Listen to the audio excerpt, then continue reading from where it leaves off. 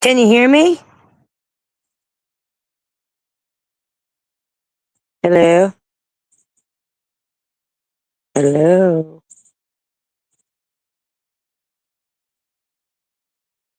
Oh, okay. Got you. I just wasn't sure. That's so funny. I'm trying StreamYard on my phone. So that's why I figured I'd give it a try and see if it works. And it does work. Look at that. All right. How is everybody feeling about what happened with the Lindsay Clancy trial today? Is everybody as ticked off as I am? I feel like I'm so, I don't know. I'm just so upset after what happened today.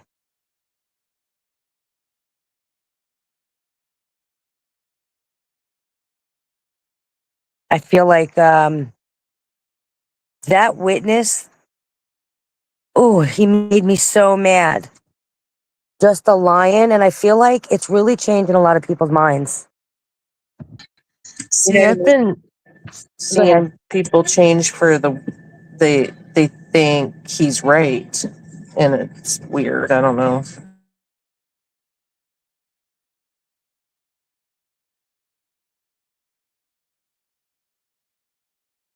Did you see that?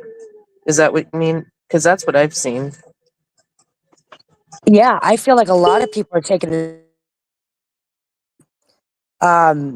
Nikki when she was doing the polls and like she's been keeping up on the polls. The polls have dropped dramatically for the not criminally responsible. They have dropped so dramatically ever since these witnesses came up. But the problem is these experts are not experts at all. And they're taking everything they say. Like, you know what? One of the things I see them questioning today is because the expert, what was his name? Dr. Hill. What's the hell's his name? Um, Sadoff, whatever the hell his name was, the last guy, Sadoff or whatever his name was. Because he said that Patrick told him that, originally the kid was on the couch, Dawson, eating the chicken nuggets and green beans, but that Lindsay told him she was making dinner and just getting the chicken nuggets out of the fridge. And so now people are questioning it. Elmo Mix, I did not get your email. Prudy, so many people believe him. It's ridiculous. So now all these people are running around talking about, see, I told you it was Patrick. Patrick had something to do with it. And y'all, they ain't playing, right? They are not playing. They are suing people. I'm not trying to get sued. It's ridiculous. Emily, maybe I would have to go check. I don't want to ask you I what the hope they email was do about get here. sued.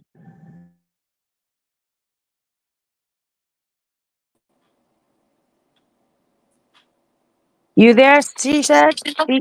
I can't Oh, even say that. okay. I can hear you on my phone. Am I echoing or anything?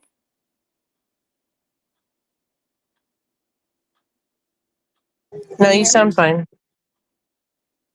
Really?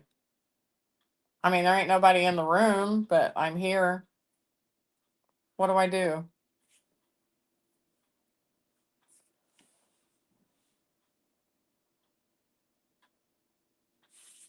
Can you hear me?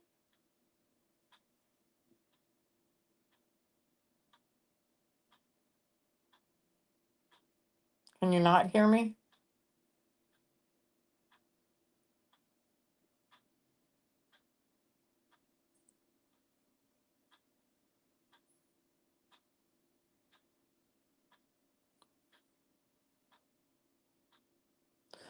What do I do?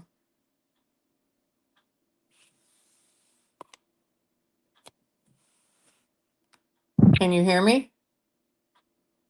You can hear. You can't. They can't hear us. Who can hear us? Rudy, can you hear Ivory? Can you hear me? I think your microphone, she Oh, said, is taking over ours.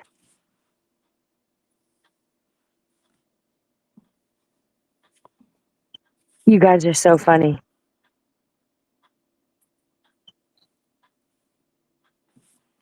You hear everyone. Okay, Lakota, you can hear Ivory. Guys, say Ivory. Say she shed if you guys can hear us. Say our names in the chat. You can hear, okay. They can hear both me and you. Stacy, can you hear me? She shed cannot hear me. Well, where'd Ivory go? Okay. No, I'm here. She said I'm There's nobody here. to chat with. Guys, tell her Let's I'm see. here.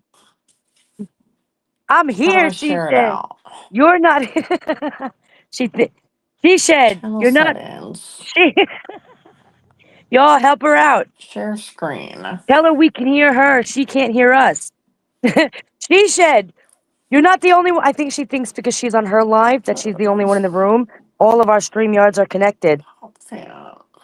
So she thinks she's. She said, I can hear you. Sam, can you?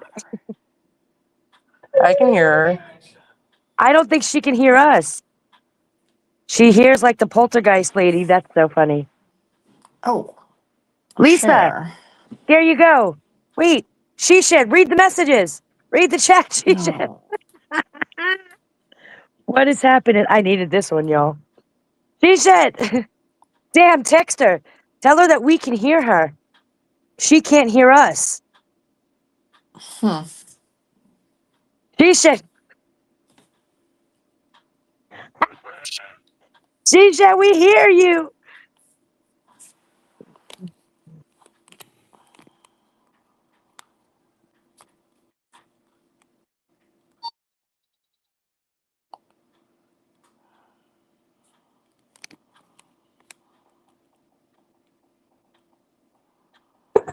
I think she's reading the text.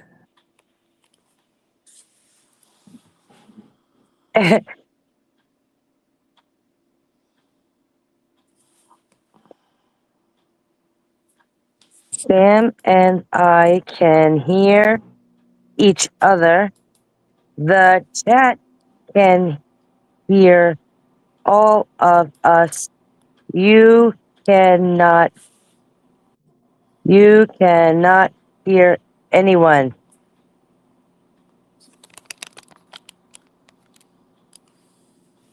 Yeah, let me boot her. So, okay, she said, if you're down there, we could hear you. You couldn't hear us.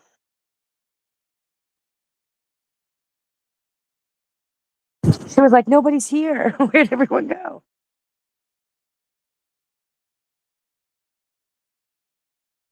That's so funny.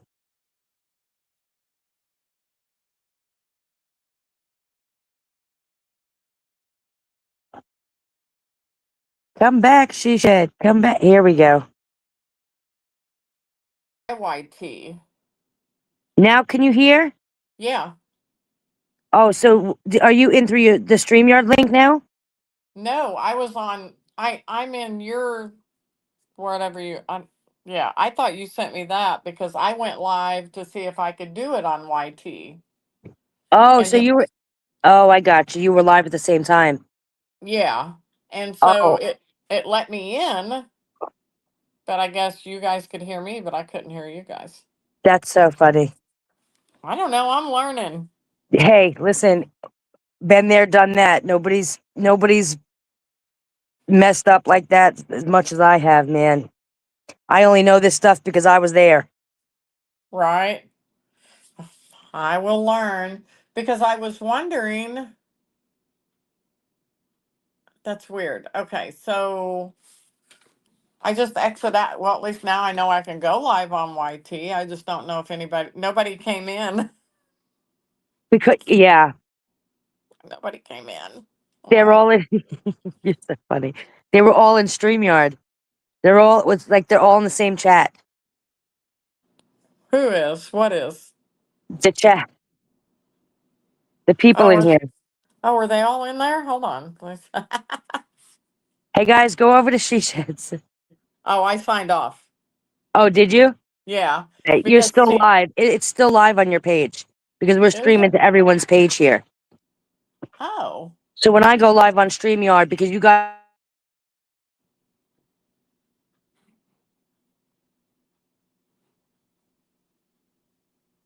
Can you not hear me now?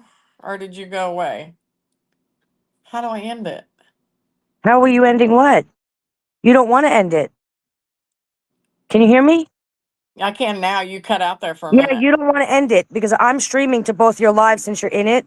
So everybody gets credit. So Okay, so you're technically live on your page through this. oh, StreamYard is streaming this live to both you, Canceled, and me. So oh. everybody gets credit for the live. And it's not just like Ivory goes live and you guys are just on my panel. It's so all of us can get credit for the live. So I wonder if I could do it. Could I still do it on the computer? I wanted to find out if the mics and the sound was working on it. Okay, and you could still go live through the StreamYard, just you have to go through the StreamYard link. Okay, I would have to have it sent to the computer.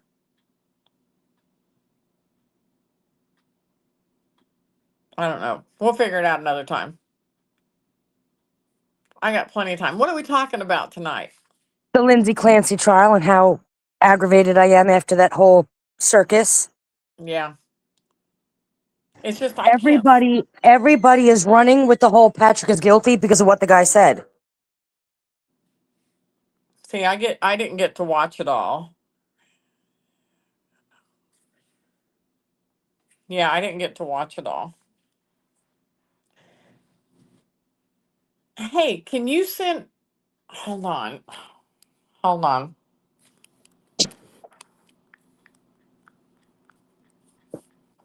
What's happening? Are you hearing everyone, Ava?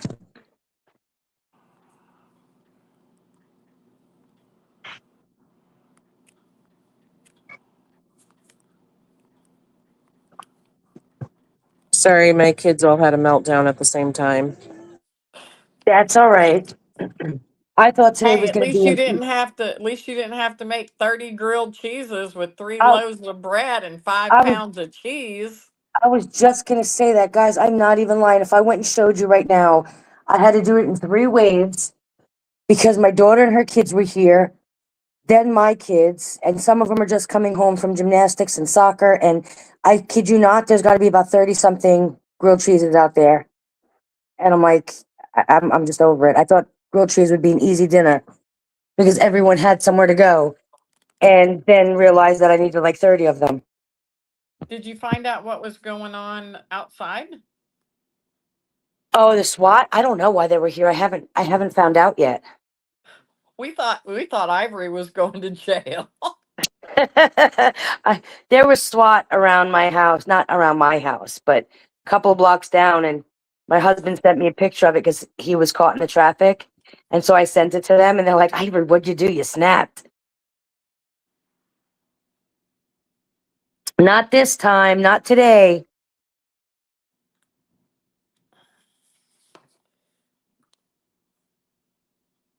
So, Emily, I just got your email. I don't want to, but yes, Emily, I just get your email just now. Hey, Alicia. Alicia's in here. Hi, Alicia. All right, guys. So, what's the consensus with the Lindsay Clancy trial, guys? We have to catch She Shed Up. I don't even remember what happened. It was so wild. I saw him after court. Oh, did you hear him calling? Y'all, did you hear him calling John DePietro a weasel? A That was John weasel. DePietro he called a weasel. Is that And the I'm not, one that was hanging around with yes, Wackadoodle? yes, with the Nancy Guthrie. I thought so. Yeah. Yep. That was awesome. Yeah. You little weasel. Get away from me.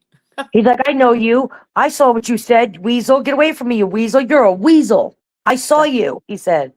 That means he's seen him on TikTok, I guarantee you. Oh, he did. He said that. He said that. Picking on his bald head, the nerve. That right? That's so funny. Yeah, John DePetro, I don't know. But listen, I get what people got to do for clicks and views. Just, I don't know. he didn't take too kindly to it. And you sit there, you're out there, you open your big mouth and you do all these things and people don't realize they watch us. How many times have we had these people reach out and you know what I mean? Like they watch. Right. So be careful what you say. If you're not willing to stand 10 toes down, I don't suggest you say it. I actually like this better because I can see the chat good. Can I pin a comment? Oh, look at that. I can. Are you on your computer? No, I'm on my phone. I was like, let me try and StreamYard through my phone. See, I wanted to try it on the computer, but you would have to send that to me in that email that I sent you this morning because it's the only email I think I could get on in here. So can you not get Facebook Messenger on your computer? I haven't loaded Facebook yet. I've loaded TikTok. You want me to text you the link since it's on your phone? You can exit out and click on the But- link from your phone text. She's trying to click on the link from her computer and she doesn't know how to get it there. Oh, in the chat, Stacy, just give me that email and I'll send it to you.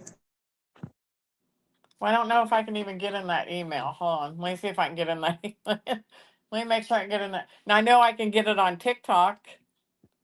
Can you drop it in TikTok? Yes. Okay, drop it in TikTok messengers. I can go there. And then if it doesn't work, I'm not going to mess with it. I'll just come back here to my phone, but I can't see all the little writing and any of it. I hear that. It's hard. I'm So blind and deaf. that's so funny. So where's Nikki? Because I'm curious what the polls are showing now. Does anyone know what the polls are showing? I don't. Man, this guy was a hot mess today, Stacy. Today was probably one of the most frustrating days so far because it wasn't just one thing that happened, it was multiple things that happened. So what happened at the end? At the end, so the guy was testifying and he lied. He literally said that when he spoke to Lindsay, Lindsay told him that he was trying to go through like the order of how the night happened and how it progressed. And then he went on to say that she swallowed a bunch of handfuls Where'd Sam of go? pills, and that he And doesn't now know I how can't she. hear you, Ivory. Oh, did you?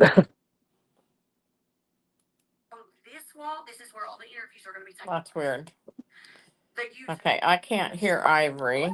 You can't hear And me? Sam disappeared. Can you all hear Ivory? I can hear you, Stacy. Back here is where I'll be doing TikTok lives. Can't wait. Here is going to be in the very back corner, my bathroom. Right here under this window Who's she is going to be listening my to? coffee bar. I am so Stacy, excited, who are guys. you listening All this to? carpet's going to be ripped out. I'm with you, Y'all, what Morbid. is You're up with not Lex the lying. spider? They do owe us compensation to watch that. That's crazy. It made me so mad that he blatantly lied. And now everyone on TikTok is running with, look, see, Patrick was the one who made up the story. It's driving me crazy. Stacy's looking like she has no idea. Can you hear us, Stacy? No, she can't. Hey, Mercy, did you watch oh, Mercy. Did you watch the trial? What a hot mess it was today. What a hot mess. The guy, Gregory Stadoff, the prosecution's expert, pretty much lied. It was wild. Stacy, you can't hear me. I'm the only one in here with you guys. That's so funny. They've abandoned us, guys. But yeah, it was, and it was a CNN article where I saw Patrick has been looking. Yeah, Patrick is looking to sue these creators that are accusing him of murdering his kids. Gregory Stadoff, one of the prosecution's witnesses today, pretty much lied and said that his version of events that Lindsay told him was that she went upstairs and she cut her wrists and her neck and then took a bunch of handfuls of pills. And he's like, I don't know how. I was really wondering how she would take so many pills. And then the prosecution was like, no, she didn't take the pills. Did she mention any other way? And he's like, no, but he forgot about the crushing of the pills. And so, yeah. So then she had to lead him back, and he was like, oh, that's right. Patrick told me that she cut the pills. It was so bad. So bad. And the problem is these people are running with it, believing these people. It's just, it's so wild. It made me so upset. You heard about that part? Oh, it was so bad. And then tomorrow, I guess he's going to finish with the prosecution. And then Red's going to tear him apart because he pretty much lied the entire time. He was stuttering. He was not really answering the question at hand. He was just going off on these tangents. Yeah, I was embarrassed for him too. Oh, there's Sam. Okay, I'm back. I sent her the link and I made a post on TikTok that we're live. And my husband took my youngest because he's, 2. And so he's being 2. And yeah, I'm back. What did I miss? Well, No, that now didn't you tell. work. Can you hear us? Yeah, I can now. A while ago, the minute Sam dropped out, I lost sound. Oh, And so I went ahead and dropped out and thought, well, I'll go try that. And it took me a minute to figure out how to cut and paste. And then I think it's telling me I have to download it on the computer first. yeah. Oh, yeah, you do. But I know how to cut and paste now. That's so funny that you should just learn that. You're so cute, Stacy. Hey, Well, Sarah. you want to know the last time I had a computer was when my kids were still home. Are you serious? I kid you not, I've not messed with the computer since then. Oh, wow. Why? I had one in my phone, in my hand all the time. That's true.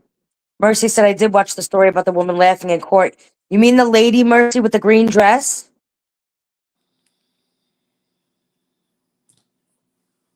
It's like that woman who said that her dad said something about she can't take pictures. Oh God, she got fired from her Did job. she? Yeah, What was her job? she worked for, I forget what magazine. It's a popular magazine, and they fired her for being Was she the unprofessional. reporter? Yeah. She got in because she was a reporter. Oh, I thought she was just some rando watching. She was She was a supposedly writing reporter? a page in Vanity Fair and knew Lindsay, Yeah, and she got Vanity Fair. fired. Yes. Oh, wow. Yeah. I mean, That sucks. you got to think about it. This is a triple homicide trial. This isn't a joke. I mean, we can make jokes about the idiots who think Patrick's guilty, but I'm not going to make jokes about. I even think it's insensitive to do the reenactment with the Bratz dolls. So, I Yeah, don't. that's first of all, you think if it was that easy, they wouldn't just be sitting there using Barbie dolls and Barbie houses and Malibu Dream houses for a court? Like, it doesn't work like that. Like, you didn't break nothing. You didn't break the case with the Bratz dolls. Like, it's just wild. These wild theories are just getting crazy. They're getting out of hand. She was friends at one time with Lindsay. Was she really?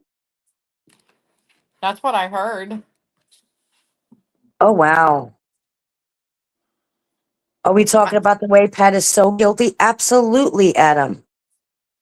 Adam's over here. Hey, I figured out why I'm having a hard time seeing in the chat. Why? I'm sitting here trying to look like Cajun Navy Jen, and I can't concentrate without seeing myself. Oh, she was live today. Was No, she? she was not. Yeah, she was, and she just kept. Adam, just tell them what you messaged me on TikTok. I saw something where she was trying to say she lived next to them. I knew she was around the girl. I knew I knew that he was around that girl in New York. Oh. Oh, wow. So yeah, what's being You are. stated on the social media streets? I see you laughing, Mercy. Is she live now? Well, isn't she the one that came up with a theory where they hosed her off in the front yard? Like, why didn't he just kill her then? If he wanted her dead, he didn't take time to whip out the hose in the middle of the winter, a northeastern winter, that where the spigot was probably frozen, and then hose the chick down just so she can get super cold and have an argument about a body temperature being 82 degrees. He would have just killed her. Like, I don't understand the logic in that. So he, instead of just killing her and offing her like he originally planned, he decided, you know what? I'm going to go wet her with a hose. Did they even have a hose there? Who keeps their hose hooked up in the winter? Spigot. And I'm like, yeah, a spigot's on everybody's back door. Like, does that mean if I get wet and I'm out back and I fall and hurt myself, that Chris went outside and went, ha ha, here, let me just hose you off? Do Go we ahead. have a replay of that where we can listen to it? Which one? I think it's on Boston 55. Sarah said, oh, also I found all the motions and filings from the doctor's responses for the civil case and the new amended lawsuit. That 60 pages, I have the link. It was filed June of this year. The amended one. The civil case was amended. Hey, Susan. Is that Hey, what you're saying, Sarah?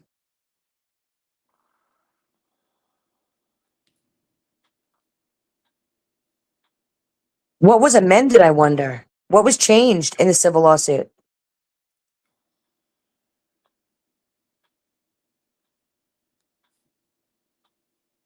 People just making an argument, no direction. Yeah, it makes no sense. It's just something to talk about. And it's like, get out of true crime then and go to shit talk, doc. You know what I mean? Like, There's a go lot of change those yourself to a creators out there. speed. Yeah. But I hope he does sue. I think that if you're going to be that reckless, then you deserve to be sued, in my opinion. It's one thing for speculation if these people are part of a case and they were once looked at like a suspect, but just added more stuff and all the responses from the defendants. I'm curious.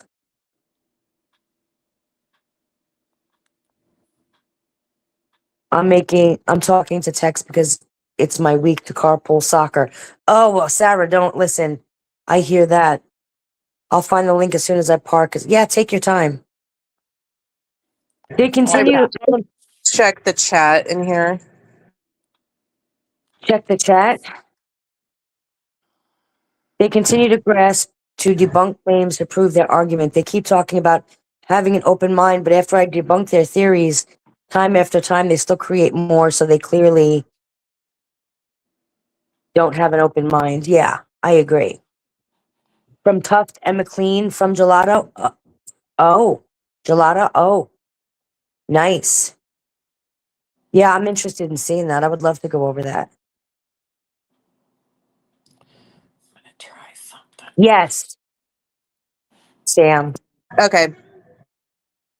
Anybody. I don't mind anybody. I just because of like these people are still trying to knock me down. Just want to be careful. Susan, I sent you a link to come up. Yeah, anybody who wants to come up is more than willing. I just don't want to drop it in the chat because we know what they've been doing. Yeah. And these strangers can come along and all of a sudden they're in the back chat and we're watching them go at it like bunnies.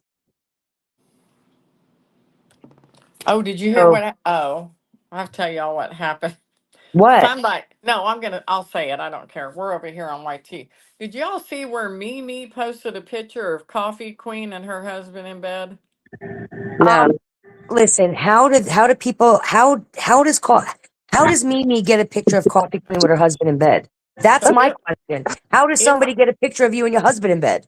if I remember, Jen, 16 devices. Apparently, allegedly, and this has been a while back, so don't quote me, had access to Coffee Queen's videos, cameras. Wait, what happened? What? Somehow, Jen 16 had device Jen, right? 16 device Jen. Hey, Susan. Hey guys, I'm gonna put in my earbuds. Hopefully that'll work. There. Can you hear me? Hello, Yeah. Strawberry Bunny.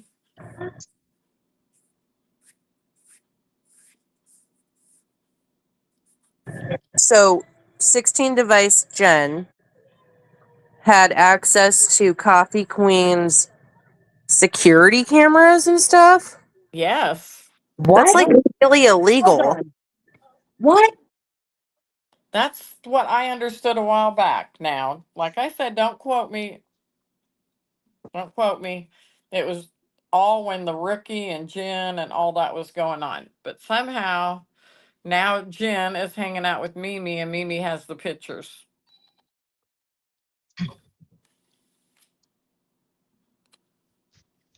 I don't even know what to say. Yeah, that's too much. Like that's Going You're way too asking for it at far. that point. You're trusting somebody you never met on the internet. Yeah.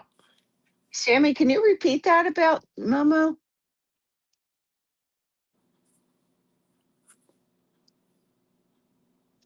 I guess Stacy was saying that she has access to Coffee Queen's security cameras. Oh, yeah, that's illegal.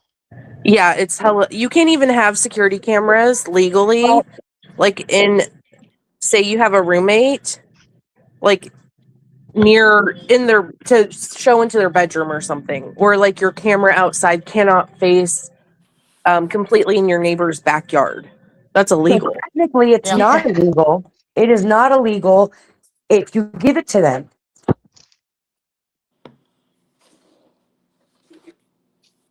If you give it to them, you're responsible. But did she give it Coffee Queen? Why would Coffee Queen give her her security camera How else stuff? would she get it if she didn't? Do you think I would be able to break into your security camera? No, because it's no, I don't. So the only way I could get into your security camera is if you give it to me. And please don't be sending me. I don't want none of your security cameras. Nothing. Nobody's getting mine. Like that's where I draw the line. Love you, girls. Love everybody in the chat, but that's just a No, little too much. I don't want nobody's security cameras. I don't want nobody's pin Hell numbers. no. I don't Not want even nobody's that. But password. why do you have cameras in your bedroom? I don't have cameras in my bedroom. Yeah, that's weird. Yeah, no. I mean, unless you're, producing, but hey, whatever. To each his own. No Yeah. judgment. Yeah. So Honey, I can just we put thought that was cameras in kind the of bedroom? weird. He just said no before I even finished that sentence. I asked my husband, I said, can we put cameras in the bed? He's like, no. Nope. Then I'll just go and give the girls the password to the security system. He's laughing. No thanks. What you would see in my camera, if it was you guys had access, was me and my husband's fat ass laying in bed eating saltwater taffy or something. And he'd be like, "You guys are pigs." Do you know how Wise easy it is for little. those things to get hacked? He goes, they're really easy to get hacked. They are. I think Jen might have bought those for her. It doesn't. That's wild still. That's weird. Well, yeah. Oh, yeah, that would make sense, huh? She said. I wouldn't have known because I have Mimi blocked, but I saw that Dreamer, and there was a whole debacle about that picture a while back. And I scrolled TikTok earlier, and Dreamer made a have a seat video. Listen, I haven't been keeping up with. I've honestly been doing my own thing. I haven't really been keeping up with all of the social media drama because I'm just not. I quite frankly, if you're gonna stand in a live and cry because somebody's got a picture of you and your husband in bed, because you went and gave somebody a security camera footage Oh, no. passcode. I don't even know what to say. You deserve everything you get at that point. Yeah, it's pretty bad. Like, I mean, come on. Like, it's wild. Yeah, I haven't been keeping up. I don't know what's going on. And honestly, when I go in chats and I trying to watch, I lose interest. I don't care, and I leave. I am to the point. I just don't, and I don't care anymore. Honestly, Yeah, I've I've been been more on, focused on the nonsense that people have been spewing out about the stuff I'm covering. You know what I mean? Like, that's what I want to go debate and argue. yeah. Except, you know, Adam, Adam's been struggling in the debating. well, you can't debate Jen. Well, Like, we were on the trial all day today, and then I just was watching Dolly tributes and stuff like that. Oh, okay, my kids so were even upset about Dolly. I cried. I'm gonna cry. I know it's. I wasn't a huge fan of her country music, but I did like all her other music that she wrote and her movies that she did, especially Steel Magnolias was my favorite. Um, I don't know. I just think she was an incredible woman. I really do, in My every way. husband came walking in and he goes, "Are you crying?" And I go, "Yeah." And he goes, "About Dolly?" And I said, "Yeah." And I go, "I know Oh, it's stupid." And he goes, "It's okay. You've known her your whole life. Like you've never, yeah, it's been your whole life since she's, yeah. you know." Grew up with Dolly. Then my son keeps sending me TikToks of Dolly and coming out, "Did you cry?" And I'm like, "You're an asshole." Oh, Can you guys hear me? Yes. yeah, I can hear you. Okay, so I turned my volume down on the computer, but I'm in your chat on the computer, but I'm in the box on here. I think you've officially confused the hell out of me. I think I confused myself. I have Okay, no whatever. idea As what long as you're we talking. can hear you, as long as we can hear you, Don't ask me about electronics. Well, I wanted to see if I could see the chat and be able to talk. So I just turned my volume down on the computer Yeah. and pulled it up theater mode. Look, pulled it up theater mode, Nice. and I can still chat in the comments and hear you guys. Oh, that's badass. I'm going to be a master one of these days. You are. slowly going mental. It was like 50 against me earlier. It was mad. Well, did they show any evidence of anything, Adam? I'm interested in evidence. I want to see crap. I do too. I'm nosy. If I can't see it, then it ain't real. And I'm that type of person too. If, I sorry, a mean, four wheeler's driving by, because I live in the country and that's, yeah. Um, if, I've always been that person. If you can't prove it, then I don't believe you until you can prove it. yeah. Morbid Fairy said my first thought was Dolly was someone. Yeah, has anybody checked on Miley? Oh, No, no. but she did a great cover of Jolene a couple years ago. She sure Yeah, did. that was nice. No evidence whatsoever. That's a shocker, Adam. Now people are running with everything this guy said today, though. It makes me so mad. She said you had to watch it. I You have have to to. watch it. Yeah, it was bad. I'm not gonna lie though, I'm so excited to so But I wonder if I can stream from the phone.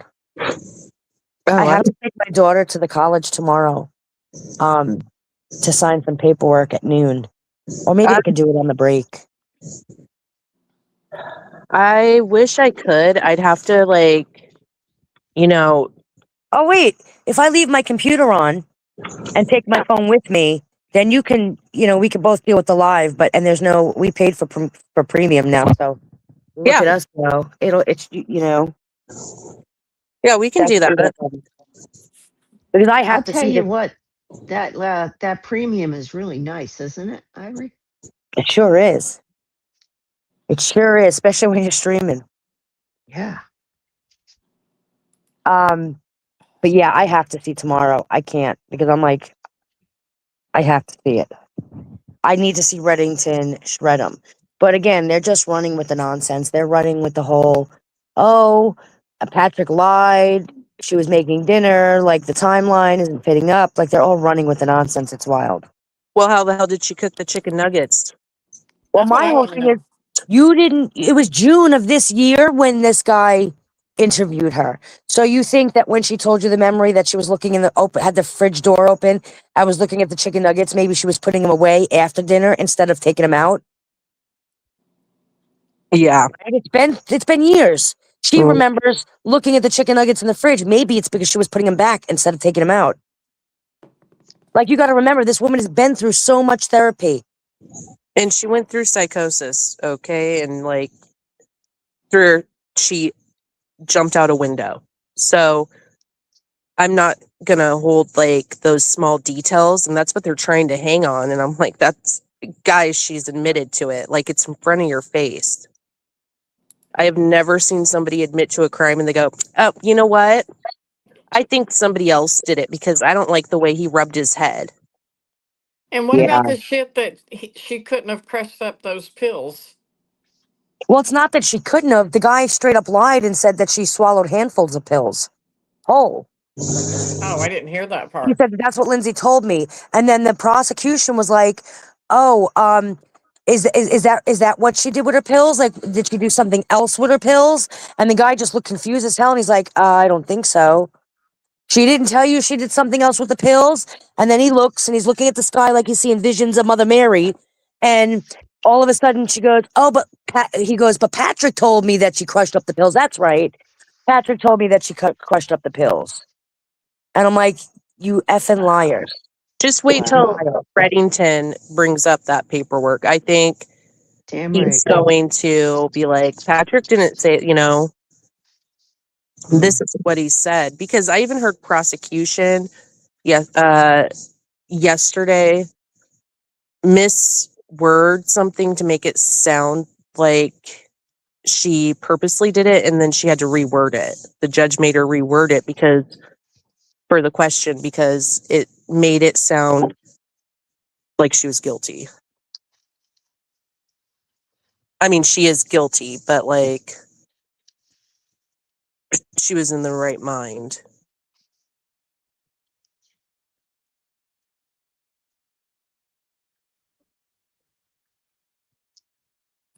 Yeah, I want to go back and watch it because I really didn't get to see it.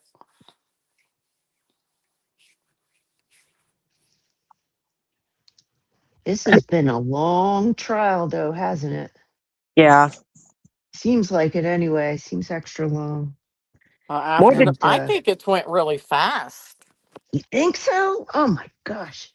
Yeah, you figure it's just been a couple of weeks, like 2 weeks. no, it hasn't. How No, long's it been? It's It been doesn't like seem like that 3. long. it's been. First of all, we're on tomorrow's day 21. I'm only in court Monday through Friday. We had a couple of Fridays off. You're right. So, so you know what I mean. It's just fast because we're in it. But no, this is so far. It's been over a month. Man, time flies when you're having fun. Ain't that the truth? Say it again. They said that closing arguments won't be until Thursday. I think tomorrow, because you guys know how Reddington is, he ain't let nothing get by. So he's gonna be spend the rest of the day tomorrow grilling this guy, and rightfully so, in my opinion.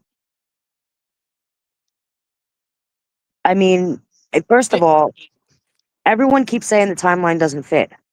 Does our timeline not fit everything perfectly? In fact, every doctor has testified to it. Every one of the prosecution's witnesses have testified to the fact that our timeline fits. Everything fits perfectly.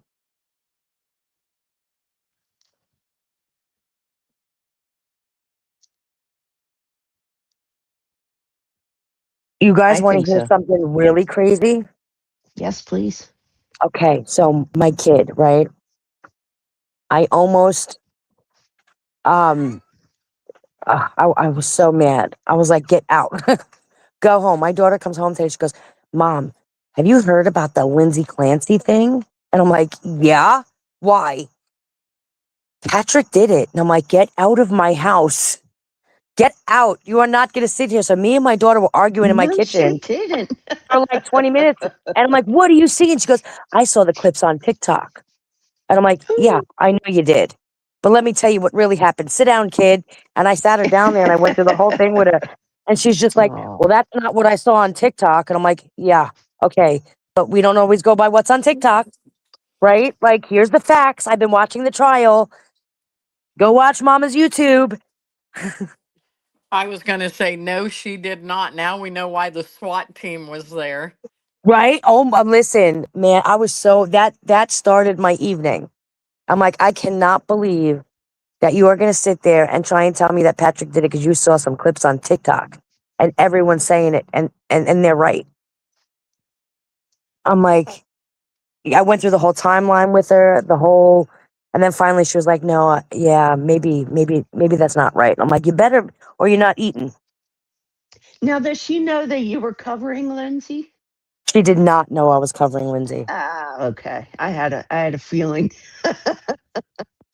Yeah, no, That's my funny. kids don't watch Right. my lives or my content. Actually, one I don't daughter blame her. does. And the daycare center she works at, they all watch me. They all watch us. Oh, I love that. That's good. So they're all like, ask your mom this, ask your mom that. And I'm like, Mom's got no insider information other than what I'm telling you anyway. That's right. But no, the rest of them don't. They all came in talking about, do you know Patrick Clancy killed his wife? And I'm like, get out. And my husband, he just looked like his eyes opened wide and he's just looking like, not the time. Not the time as I'm trying to flip 30 freaking grilled cheese sandwiches. You know what Chris does for everything to piss me off?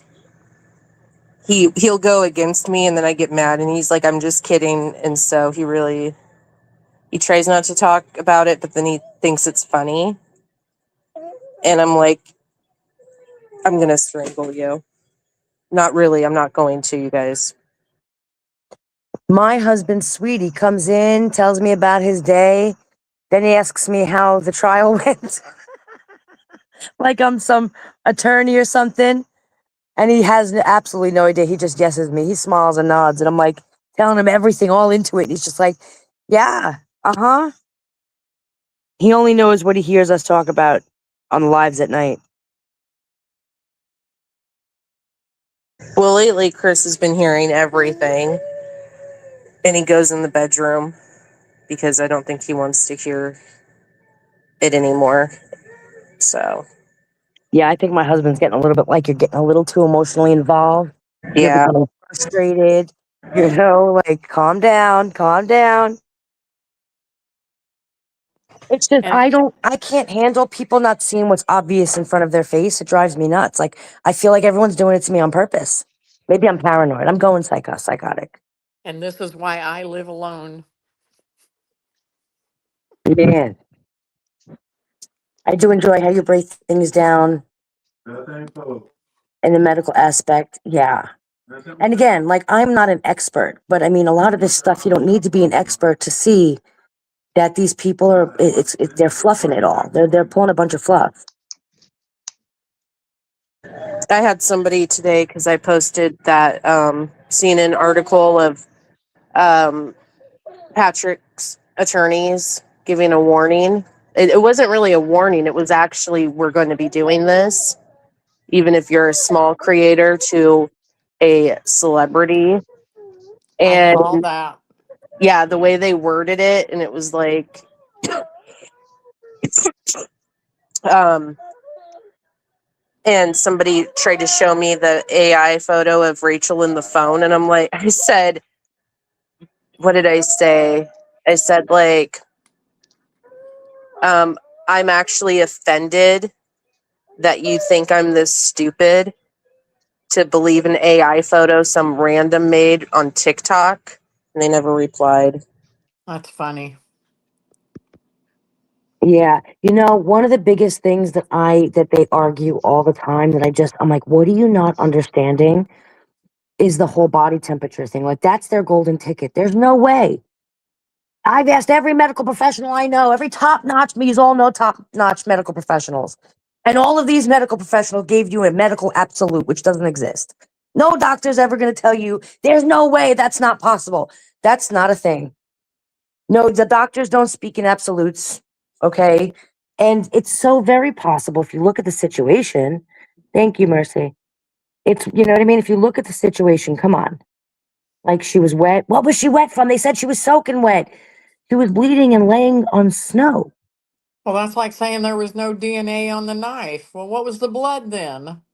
right? Like, think about it. Like, she was laying on the snow, which is like frozen wet stuff, right? So when it starts getting warm, it's not going to be frozen wet stuff. It's just going to be wet stuff, wet Right. stuff. You have gone over that like in detail so many times, and people, it still doesn't clock. You know what I mean?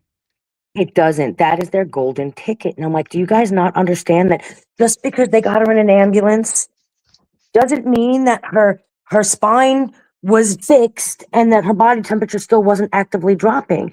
And then to sit there and be like, oh, because it would have taken hours. It would have taken, no, you had 5 things working to pull that body temperature down. Not only that, it was still dropping on the way to the hospital because the thing that caused it to drop didn't fix.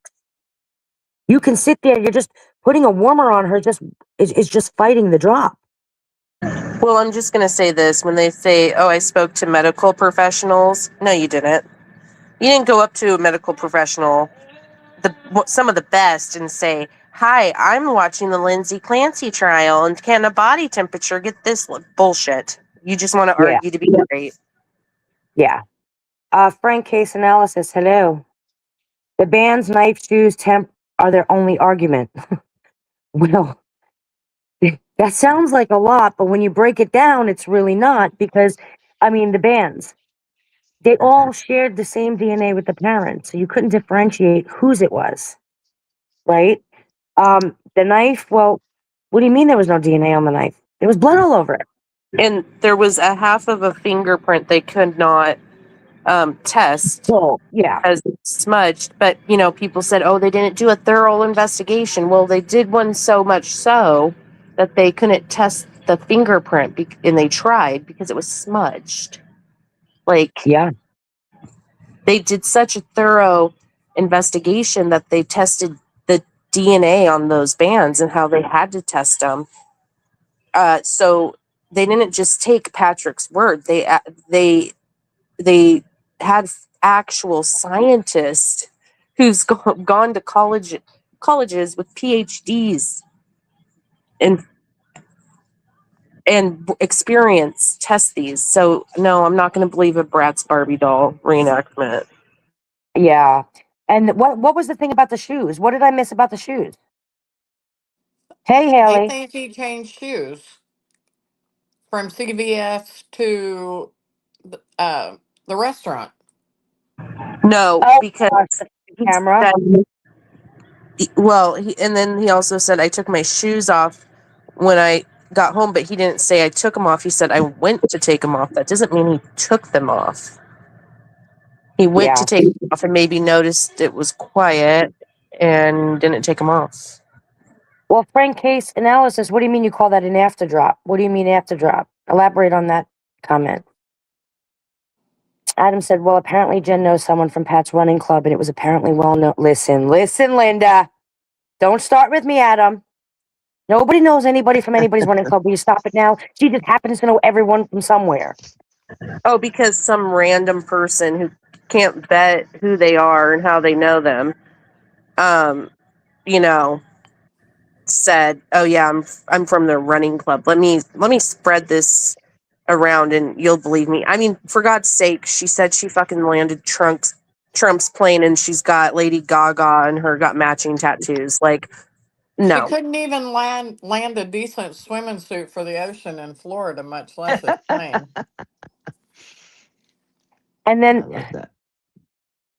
where are bows? That's it. I'm wearing a big bow tomorrow. That's it, Mercy. When someone is exposed to cold without sufficient clothing, their body loses heat directly to the environment. So the core temperature can begin to fall much faster. Yeah, that's exactly what I'm saying.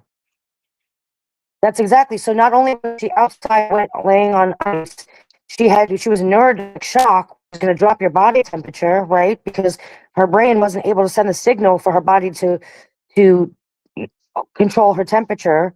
She wasn't able to shiver or do any of that. Then you got to remember she was on medications and benzos were starting to kick into her system, right? Bring your body temperature down. Her thyroid was injured. Yeah, So like your body temperature. going in and out, Ivory. You had You like you had like good. 5 or 6 different things all together, bringing her body temperature down. And just because you got her in an ambulance in a bear hugger doesn't mean you fixed all the things that are still making her temperature drop.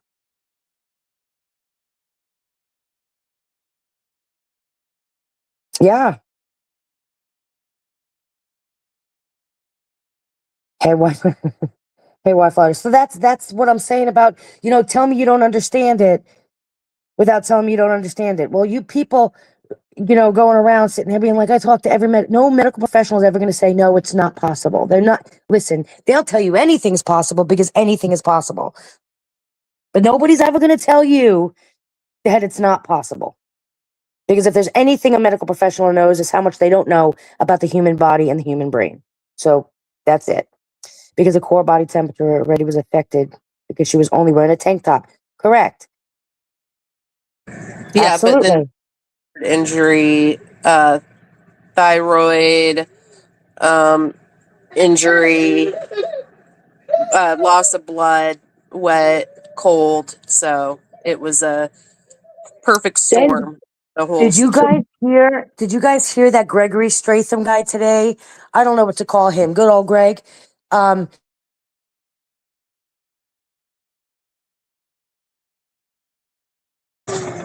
hello. Say that again. did you You're hear that guy Gregory? Sorry, I was moving away from my phone. That guy Gregory today was testifying about how she went upstairs and she went back downstairs to kill one kid, went back up.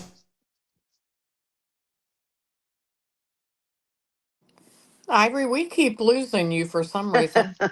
Yeah, she keeps. cutting out. Oh, am I cutting out? Bad.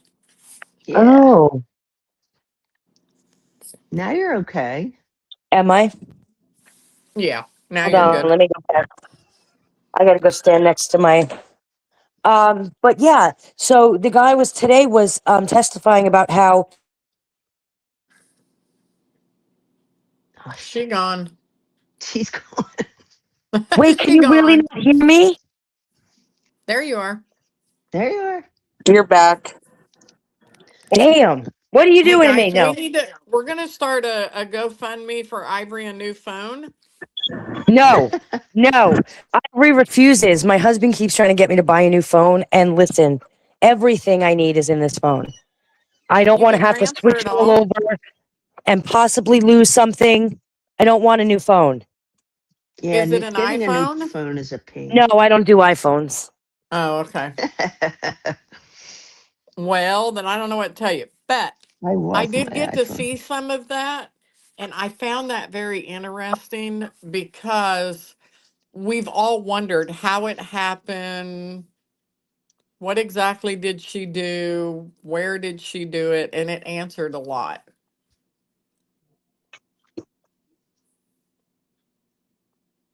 Yeah. Brianna said, I did hear that, but I don't believe that. Wouldn't the other child have heard it and ran and hid? So, you know what I think happened? I mean, how much noise? It's really not easy. I mean, it's really not hard to walk up behind somebody and strangle them. Like, I think that people are making, once you get that rope tight, there's no noise being made. Yeah. Like, they're little kids. They're not big grown, 6-foot men. So, to walk behind a kid, put the rope around his neck, hold it for 30 seconds till he drops, there's no noise being made, and then walk into the next room where the little girl is sitting with the baby and do it to her. What's the baby going to do? Scream? The baby has no idea what's going on.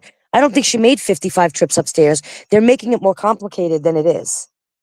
So I want to know, what was the question that he asked about the Apple Watch?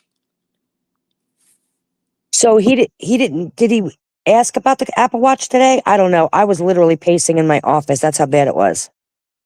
I came in, well, I had to turn my phone off, and somebody, one of them, I don't remember which, was saying something about the Apple Watch. Oh, I didn't hear him mention that. I mean, I thought.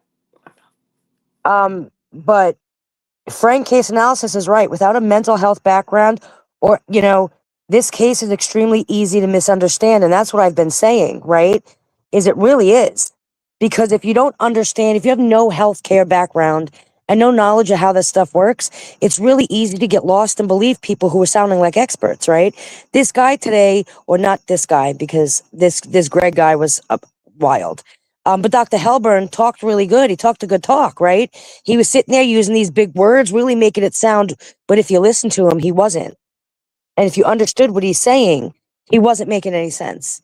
He just kept, again, they're working backwards from a diagnosis, and that's obvious, but it's not to people who don't have that mentality or that ideology or that background. Yeah, the only thing he said about the watch was that it showed elevation to her going upstairs. But if it showed that elevation, wouldn't it have shown her going up the stairs 5 times in a row? And it didn't show that. It only showed 2 elevations. You would think.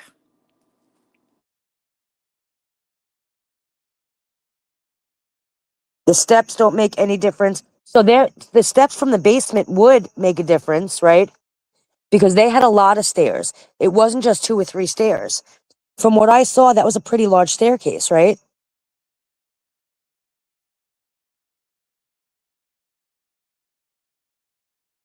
He was all over the place. He was hard to follow. Yeah. Sam, do you remember the house? That basement staircase was pretty big.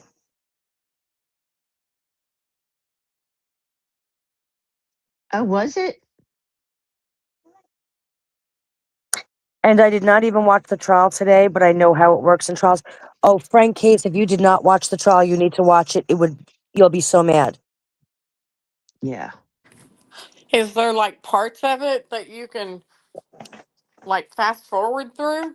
I can. If you guys give me like 20 minutes, let my kids get settled, I'll play it for you guys if you want. I can stream it because I'm not on my computer right now, but I can be in about 15 minutes. You don't need to Oh, watch okay. it? Oh, I'm sure you don't need to watch it, but the show they put on today, the obvious lying was the most ridiculous thing. I mean, even the jury had to have known. People may not agree on what we think happened that day, but everyone has to agree with all the common sense in them that guy was obviously lying today. Yeah, I felt he was definitely lying. I mean, and Yeah, I do I think the from what I've jurors seen, will it be was able a to see circus that. today. Yep. And I did see Reddington just sitting over there like just the Yep. look on his face. Yeah. Y'all want to hear something funny? Today was a second day of school, right? My kids have been fighting with me because they want their bedtime to be moved from 9:30 to 10 because, Mama, I'm grown. 10 o'clock is good. That's enough sleep. And I'm like, all right, we'll try it out. And my kid just came to me at 8:30 and goes, I just took a shower. I'm going to bed. I'm Did you really say your tired. bedtime's not till 10? My kids, they wanted a 10 o'clock bedtime instead of 9:30. So they've been fighting with me. And I Oh, told them, I okay, thought you we'll said try it. 8:30 in the beginning. I was like, Yeah, oh, but that when they is a come to little you at early. 8:30, did you tell them, well, your bedtime's not till 10? I said, you sure you don't want to stay up till 10? She goes, Mama, please, I'm so tired. I'm going to bed now. I I'm say, like, Oh, no, we got a couple more things you need to do. Let's play a game. oh, mercy. The judge is so over this trial. He is so. And you know what? Another thing they're running with is that the judge is being biased. I do not think the judge is being biased at all. I don't either. I mean, let's be real. He was being really lenient on the Commonwealth in the beginning, but they've been pulling some stunts that, like, it's not biased now. He's just fed up with their bullshit.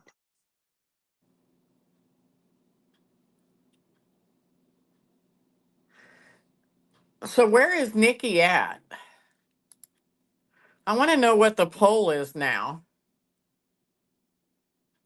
I don't know. Somebody go to TikTok and find her. Tell her to come over here. I'll do it right now. I just logged in. And I The have a judges, split screen on the computer. This is look at amazing. look at you. You're so funny. Where'd Look Sammy at go? you. Oh, Oh, Sam will be Bye, back. Sammy. She pops in and out. Okay. The judge was so mad. The judge was so mad.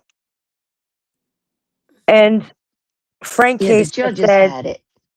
yeah, expert witnesses can overcomplicate their own understanding because they're being paid to analyze and defend a professional opinion for one side, not to independently truth find the entire case. That couldn't be more true. That's the truth. And like this guy said, the Commonwealth tried to make it a point today to say how this Greg guy, the Virginia guy, wasn't being paid by them, but his employer was. That's even worse.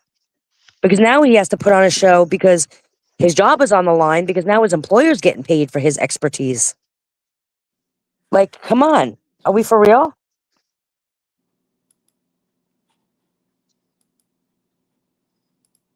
He's oh, been I did over, hear where he was asking that one doctor how much he makes an hour.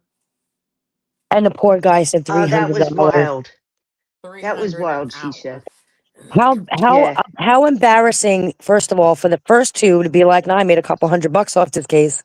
And then this guy to be like, probably about 54,000. I'm like, damn, you really aren't an expert, are you? Not only that, where's Sam? Because the guy who testified last today, the Greg guy, I heard that his testimony was thrown out in other cases that he testified for as an expert. That it was withdrawn or like there was like 4 or 5 of them where his testimony was thrown out for not being a quote unquote expert. Are you talking about Mac or the other one? No, the Greg guy today. He has testified in a couple other cases, but I heard his was thrown out. Oh, I really got to go watch it then.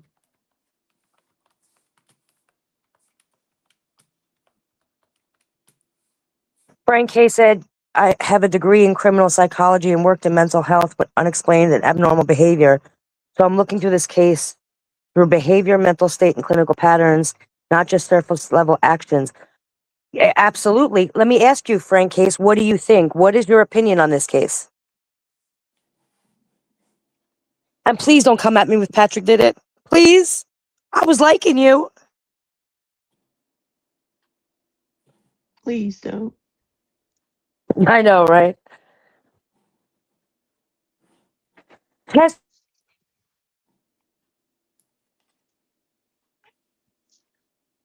Okay, I sent her a message.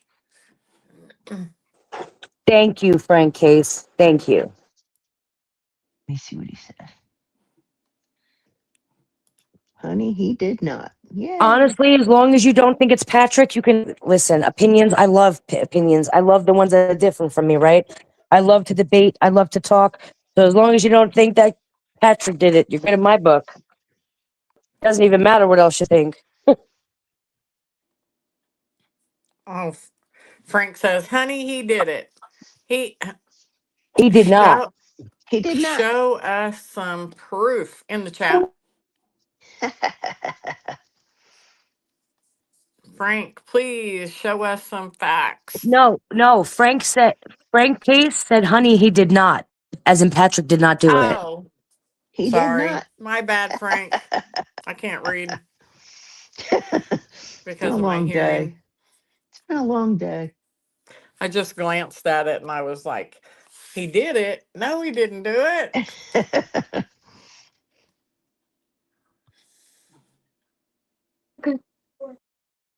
Ava said, I think she got caught up in her own head too much trying to be perfect.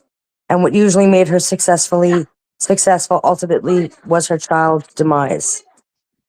I I think, don't think that it was about being perfect though. I think she didn't want to be away from her kids. well, I will say this, and again, this is from my experience, right? Type A personalities are really more vulnerable to these more significant mental health I issues, agree. right? That's a fact. Um, However, I personally feel like I can see the escalation in the illness, right? I can see the escalation, the lack of treatment, and how it just continued to escalate. And then for that guy today to sit there and be like, well, then all of a sudden she started hearing voices. Well, at some point, there's a first time for everything, right? So there's a first time that everybody starts hearing voices. Yeah. So, you know,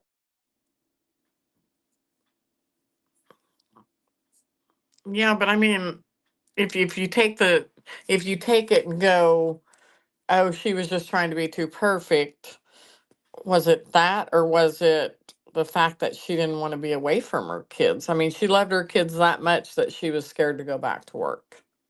but no, she wasn't. First of all, I think postpartum period, I was a little anxious about going back to work, right? I didn't want to go and Right. leave my kids. And let's be real, I love my husband, but like nobody can mom like I can mom, right? And so I don't think it was that she was so much afraid and she didn't want to leave her kids. I think that every mom returning to work has that little bit of anxiety. Even though it was like, man, I can't wait to go back and be somebody other than mom, you're still anxious. I Right. Um, had and postpartum she, and I didn't have to return back to work you because know, Because, I was she was missing, afraid the little one wouldn't take a bottle, so she was worried he wouldn't yeah, eat. but I was missing my work. Like I was feeling guilty for not contributing to the family. Like Ivory, if you're talking, we can't hear you. no, I'm everybody not. takes it. Oh, I okay. think everybody has postpartum in I different mean, I ways. don't know. I don't understand postpartum because I've never had it. So, Yeah, I did. So Just once though. Just once. Frank Case just said what happened here was a woman in severe psychological distress, and there's an entire clinical and forensic framework for understanding this kind of behavior, maternal infanticide, including cases associated with postpartum psychiatric illness. Yeah, absolutely. Like I had postpartum anxiety. I had it really bad.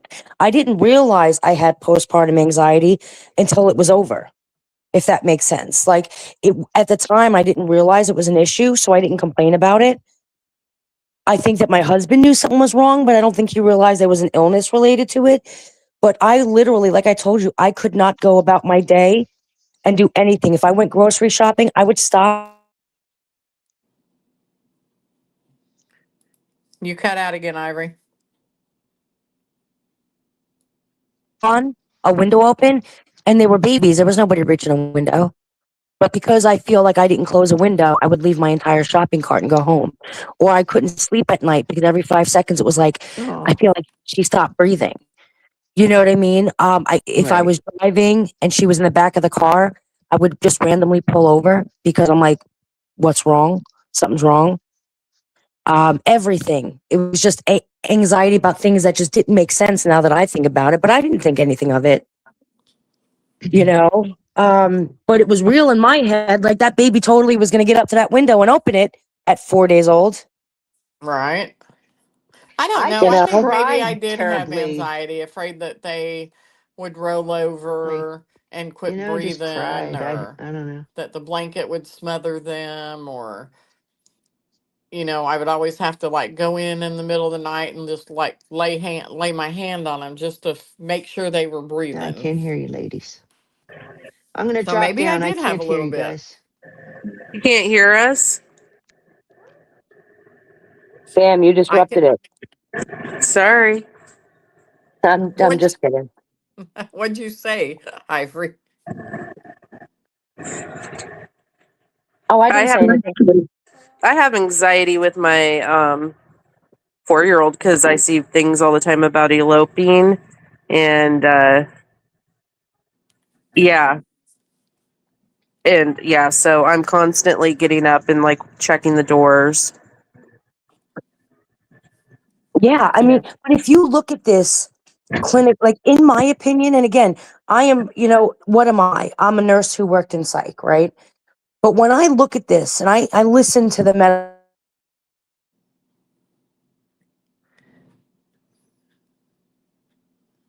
Ivory, you're gone again. You're cutting. oh, hold on. I started hearing that immediately after giving birth, she started having some slight symptoms. And over time, these symptoms escalated because of the lack of treatment in them. Eventually, it got so bad that it led to a psychotic break. It led to a psychosis. You know what I mean? Like I just can't defend. Well, it only happened that one time. Yeah, everyone. It always happens that first time. I mean, then she was in the hospital in a coma and medicated. So you know what I mean? I just saw an escalation in all of the symptoms get worse and worse and worse. And so when you see them getting so bad, you would expect a psychosis. That's when I would expect it, at least. Well, see, and that's like Mercy saying that her daughter took out anxiety by cutting her hair. I I don't understand stuff like that because I've never been around it. I have a thing where when I'm having really anxious, I pick up my scalp. I've done it since I was little, and I don't even realize I'm doing it sometimes. And it's just like a anxiety nerve thing I do. Hmm. Oh, wow. I Yeah. went to I went to a class. It was a educational training class when I was in Georgia for a little bit while I was waiting to go out on the road because I had to get licensed there. And there was this girl that was there that I was working with or training with, and I just kept looking at her thinking, man, something about her looks so funny, but I couldn't put my finger on it. She pulls her eyelashes and her eyebrows out. She had no eyelashes and no eyebrows. My daughter does that. Oh, that One would of my hurt. one of my older daughters plucks her eyelashes out. She doesn't know why. She pulls them out.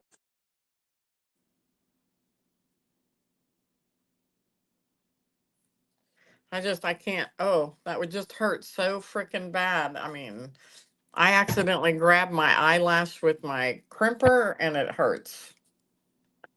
So Frank Case just said, and that is why we're having a trial. A psychological diagnosis alone does not remove criminal responsibility. The court still has to determine whether her mental state met the legal standard Yeah. for insanity, which is why prison remains legally possible. I agree. Absolutely, I agree. Um, However, I don't think at this point that they have proven anything. Not from what I've seen. I don't feel like they have proven that. But Well, again, when you're looking at a jury, you just don't know what they're seeing or what they're taking, what their perception of all of these testimonies and evidence and stuff like that. You know what I mean?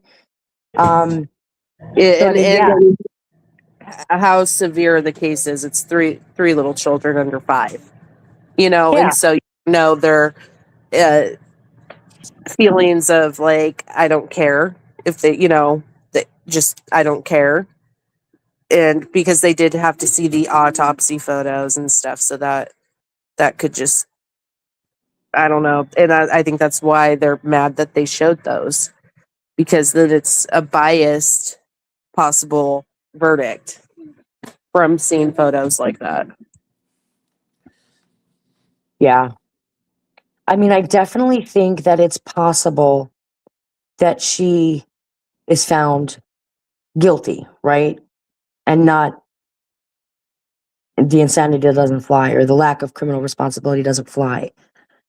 But again, See, it all just depends on the perception of the jury and what they take into consideration and what their level of understanding is.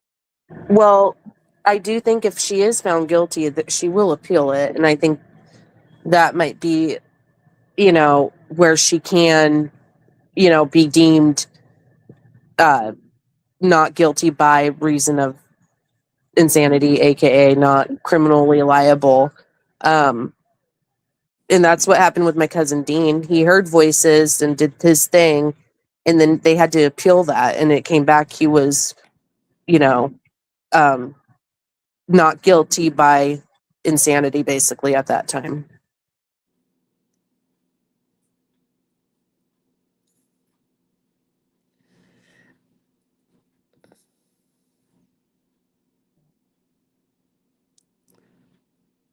I don't know. I think she'll get the insanity part.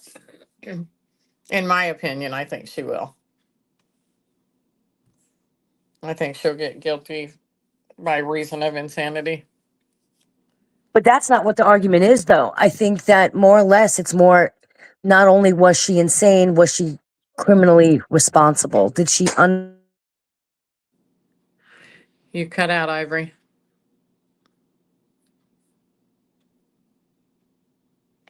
We're buying Ivory a new phone. Because, yeah, StreamYard doesn't work good with this. But it's more along the lines of criminal responsibility than it is insanity, right? She could be insane, but did she know what she was doing was criminal? I don't think so. I agree. I feel like at that point, I don't see it. I don't see anything proving that she was aware of the Yeah. crime and she was committing the crime. And you know what I mean? I agree. You know, even think even so. if you think about it, some of the questions that was asked, well, how did you get Cora to go downstairs? She didn't know. She didn't know if the little Who one didn't was know? in a playpen or Well, that's what the guy was saying, but I don't believe that's true. Because, I okay. mean, that's what he was saying, but we know that he was lying about a lot of stuff today, right? Okay, Nobody that's what you else, were talking about. Okay. yeah, nobody else stated those things. So now you're sitting there saying that you know, and again, I don't believe it because I mean, it makes sense to me that he finished the chicken nuggets when daddy walked out the door and they all went downstairs to watch some TV.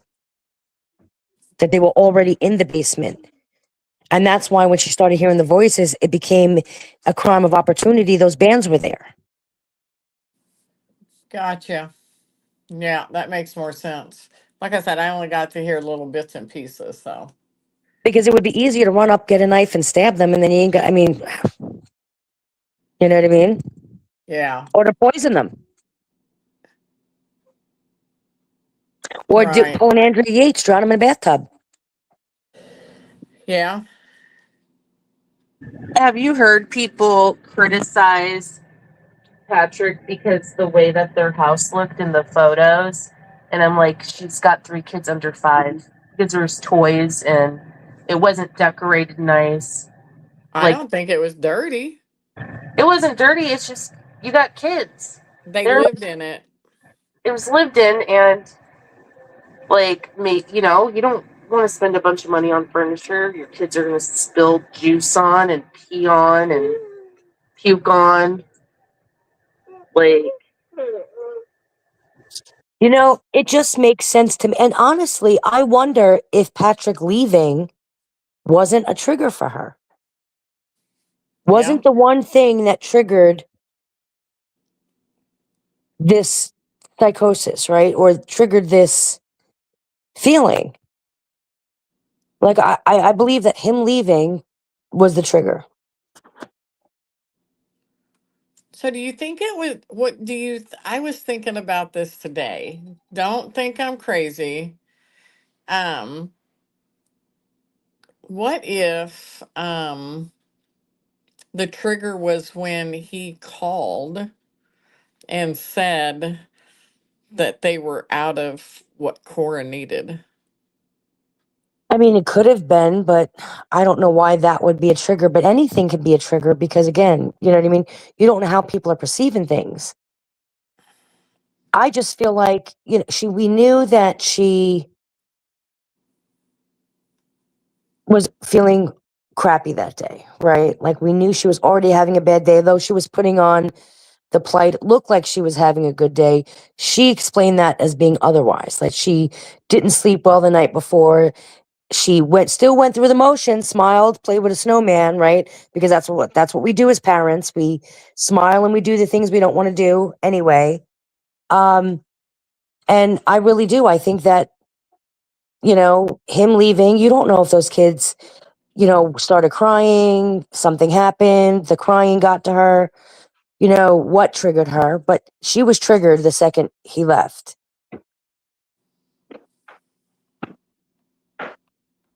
And the timeline fits because if you say that the phone call triggered, then what time did she have to do all this at that point? But if you consider him leaving the trigger or saying that she was triggered at the time he left, that gives more time for the actual crime to have happened. Yeah, Lindsay won't be taking the stand, no. Frank said, personally, I've witnessed postpartum crisis and suicide behavior, and a perceived abandonment or separation event can be a major trigger for the psychological collapse. Yeah, for sure. Yeah, and think about it. You don't know if those kids, it was late at night. They were exhausted from being up all day playing in the snow. I don't know about you guys. I know my kids are exhausted after playing with the snow. Yeah. Fighting about the chicken nugget or just, the crying. They get overtired and they're screaming. And listen, I know that I can go psychotic with that many kids screaming at once. You don't know what triggered it, right? But I feel like the second he left, she might have got a little overwhelmed. And now it's just me here. And then bam. Yeah. And it Yeah. makes sense that maybe she was trying to wrangle the kids and bring them downstairs to watch TV, right? Right. And then all of a sudden, you don't know what happened down in that basement with the kids. Did something happen that just made her feel overwhelmed, kids crying? And you guys know an 8-month-old that screams, y'all hear Lonnie screaming. That sound of a crying infant is can drive anybody anywhere in their mind. And then you got two kids you're trying to settle down at the same time. And then again, I feel like she had to have been in the basement because again, the weapon was a weapon it was sitting right there. It was convenience. Otherwise, why would you even grab the bands? There's other easier ways to do it. Yeah, for sure. Brain I case don't, analysis, my I mean, email you is really can't even say easier ways because, I mean, when you're unaliving your child, I don't know that any of it would be easy. You know what I mean? right. I don't mean I mean easy as in physically. Yeah. You know what I mean? Or why if she was running up and down the stairs to bring kids down, why didn't she bring a knife with her? Yeah. That's a whole lot easier, when it comes to physically. It Yeah. gets the job done quicker, Yeah. right? You're right. I mean, if she planned this, why didn't she plan a quicker way to do it? If it was all planned. Hey, Frank, what are you making a summary of? I'm nosy. Yeah. And she probably did use the first thing she saw. Yeah, and that's just because it was there, which makes sense to me, Yeah. right? Then you figure after she kills them, she goes upstairs to the kitchen, she grabs the knife, she answers the phone call from Patrick, the timing fits, right? She Oh, goes, she gets absolutely. the meds, she walks up the stairs, again, the timing fits, and crushes the pills, takes them, slices her wrists, slice her arms. And again, people are like, oh, but she hesitated. Yeah, because it hurts. Yeah. You know what I mean? And then all of a sudden went out the window. I mean, I can see it happening. Makes Yeah. sense. Not that it makes sense, but it makes sense to me that somebody in a severe mental um They still feel pain. fog could make, you know what I mean, could do something like that. Right. As I said, I do more the DSM. I do. Don't let the 75 followers I have fool you because I'm just getting started. Oh, Oh that's no. cool. Yeah.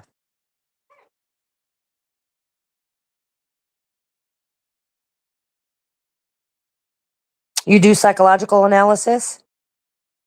That's interesting. See, Oh, I and don't if I don't have that kind of experience. I've worked with psychiatric patients and you know what I mean? I understand again, I only understand these mental illnesses and schizophrenia or psychosis because I didn't understand it for so long that it took a lot of very intelligent people to sit and explain it to me because I just couldn't understand how somebody can think like that.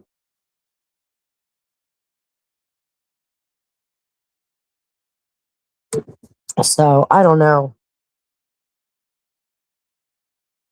And then we got Dr. Greg, another expert tomorrow.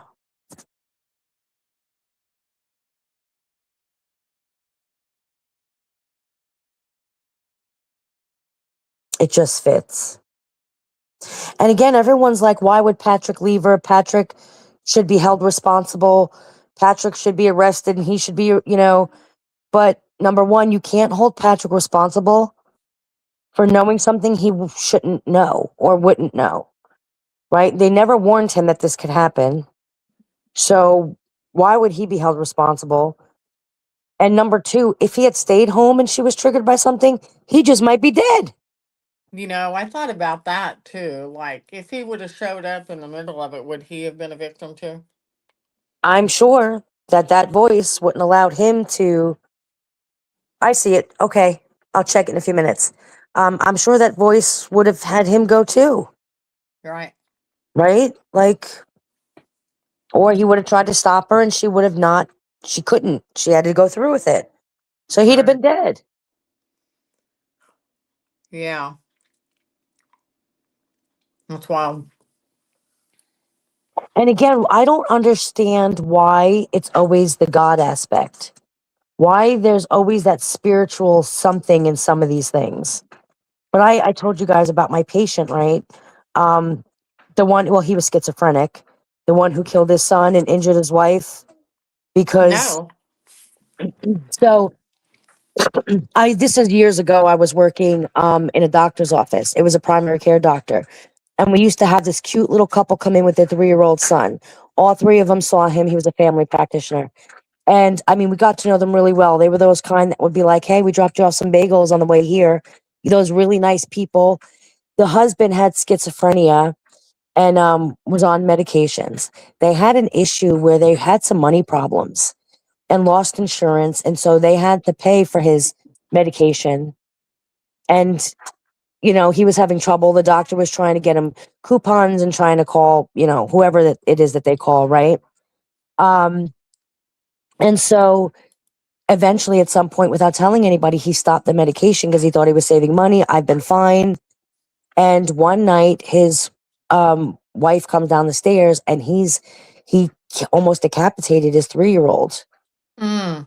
because the voices, God told him that he had to kill Satan was the child. Wow.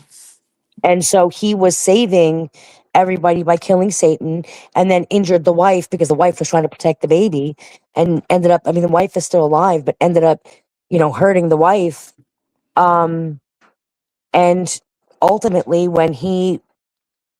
after he was treated in the hospital and he came to and he was sitting, y'all can look it up, it's in Virginia.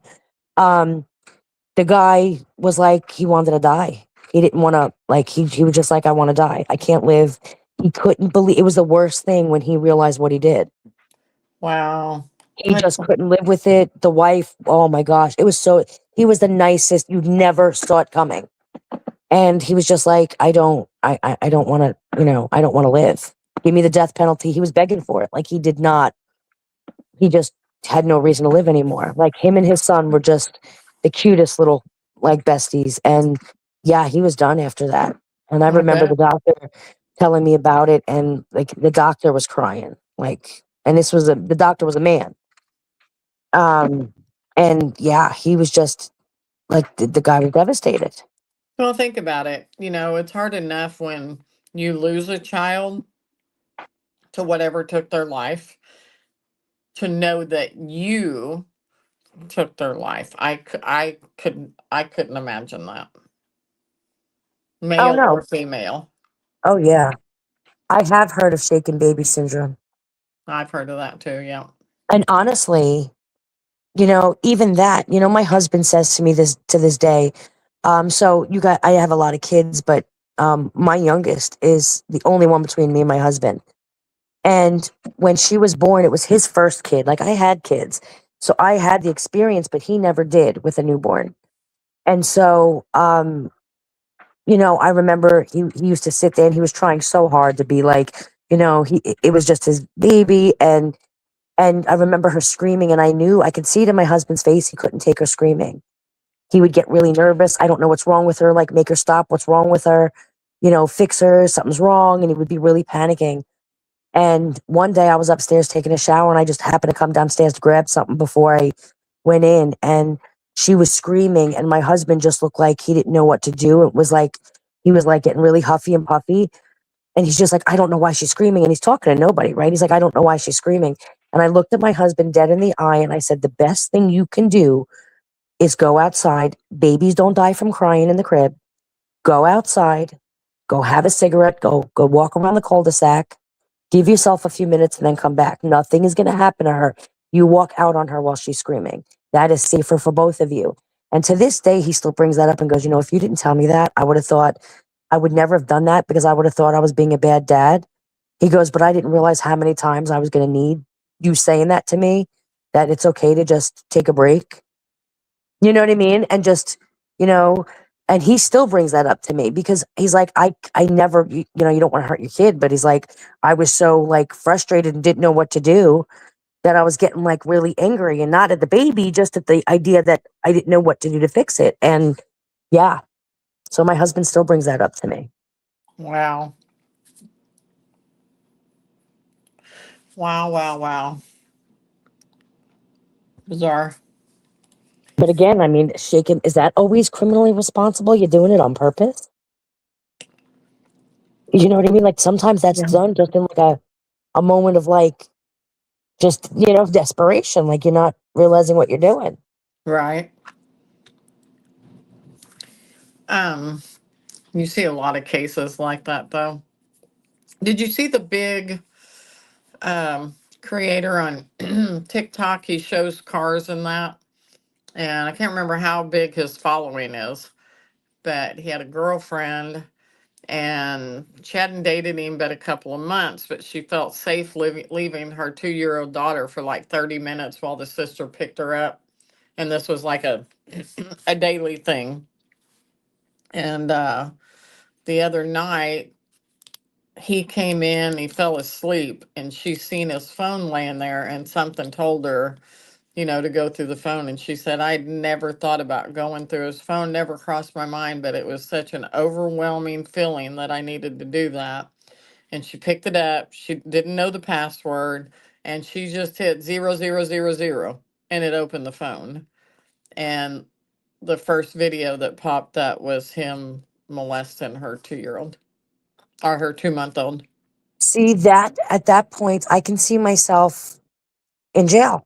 Like I would totally like, no, I'm not insane. I don't know what I am, but I'm Yeah. totally criminally responsible at that time. I totally know what's going to happen when I kill you.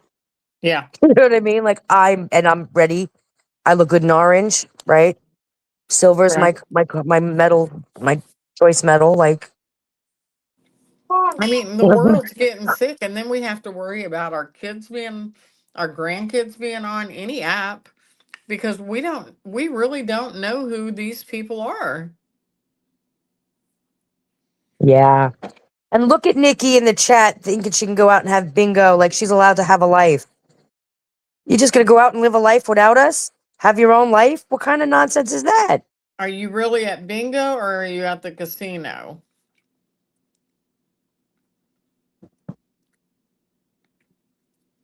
Hey, find out what the poll is for us, Nikki. I know. Nikki, Not us we need hunting the Nikki poll. down for the poll. Bingo. All right, listen, I got one for you. Was the dog's name Bingo or was it the farmer who was named Bingo? Oh, I don't know. Yeah, sing the song. And Farmer was his name. Oh, hold on. What questions you asked me? Was in the song Bingo, Bingo, was it the farmer's name Bingo or was it the dog's name was Bingo? Hold on, I gotta sing it to The myself. dogs. Are you sure about that?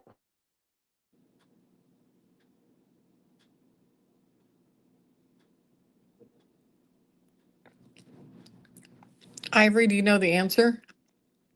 Well, I mean, I can only assume it's the farmer because I mean there was a farmer, No, it goes, there was a farmer who had a dog, and Bingo was his name. right. There was a farmer, comma, who had a dog, comma, and Bingo was his name. So Bingo referring to the farmer who had the dog. No, Yes. no. Farmer who is Bingo, not the dog. It is referring to the farmer who had a dog, and his name was Bingo.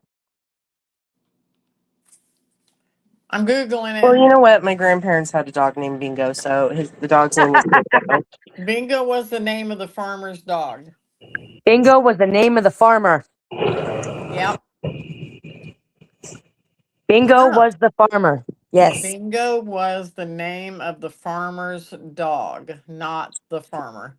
How does that make sense in this sentence? There was a farmer, right, who had a dog is referring to the farmer, right? The farmer had a dog and Bingo was his name. His is referring to the farmer, technically not the dog.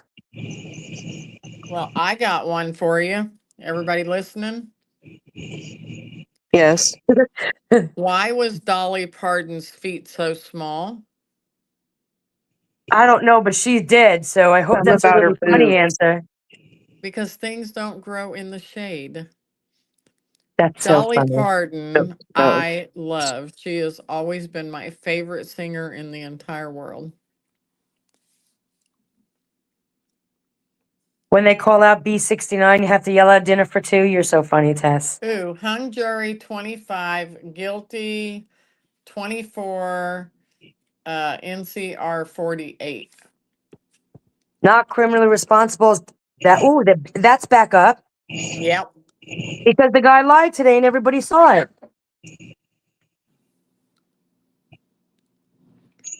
yeah, I want to hear a dirty joke, Nikki. You want to hear a dirty joke? No, you got the jokes. I thought you had like my grandpa Bob type jokes, like Listen, I'm on the pot. Grandpa Bob Go in would the get bathroom. banned from Hi, on the YouTube. pot. Haha. What? Would Grandpa Bob get us banned from YouTube? No. No, Doesn't he would Ryan know have when Bob? it. I've never heard him cuss until he got dementia and he called the neighbor an asshole. Never in my life. Like they're like the corniest jokes. Like the worst one was when he goes, when you go to the bathroom and you're on the pot, and I go, yeah, and he goes, or something like, and what if you went to the bathroom and you stood on the pot? And I go, yeah, and he goes, you'd be high on pot. Ha ha ha. That's so funny. Did you see what Nikki wrote? She said, a white horse fell in a mud puddle. I can't. That's so funny. I don't get it. I don't either. He said, "Do you want to hear a dirty joke?" Okay, I get it now. Oh, now I get it. That would be a Grandpa Bob joke. Wait, the hung jury went up? Well, I'm not going to lie, though. I think it's possible that the jury can get hung now with these expert witnesses testifying and they're confusing the hell out of them. I think it's going to depend on which ones they pick. Good night, Frank Case. Now, how do they pick what 12? Thank you. Does anybody know? How do they pick what? How do they pick the 12? The 12 what? Jurors? Yeah, They pick 18, right? right. They pick a bunch of people and they sit them there and they ask them a whole bunch of questions. Well, yeah, but they did that for the 18. Now, what do they do to pick the 12? The same thing? They have the 12 picked.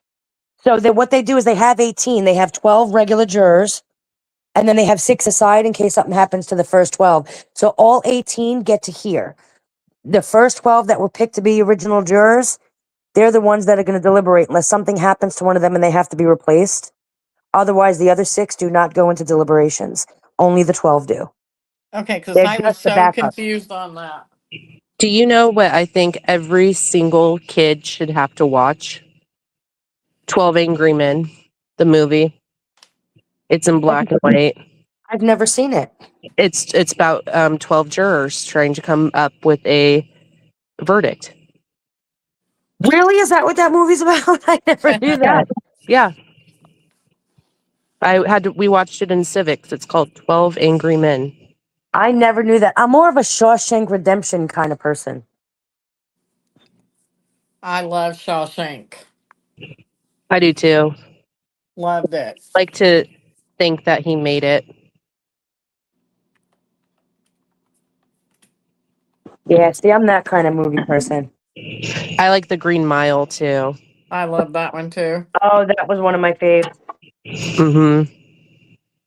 Tonight I'm gonna make Chris watch Still Magnolias. I live over by there now, and so I think that's my next stop is where they filmed it. But did you know in the house that they filmed the Dolly Parton's house that there was a murder there? Some guy killed his kid, so it's yeah. I did not know that.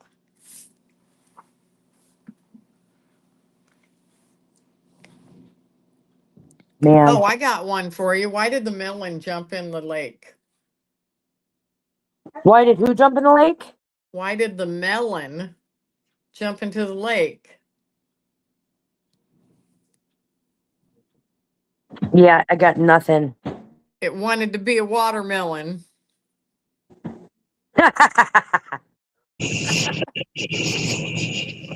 Are you reading these off of the those popsicles that have the jokes on them? No, that one just popped in my head. One of my grandkids had told me that a while back.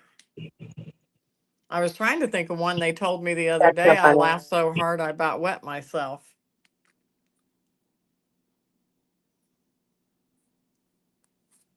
You guys, I sat on a Go-Gurt that was open. Gross. It went all over my pants. I found one in between my couch cushions.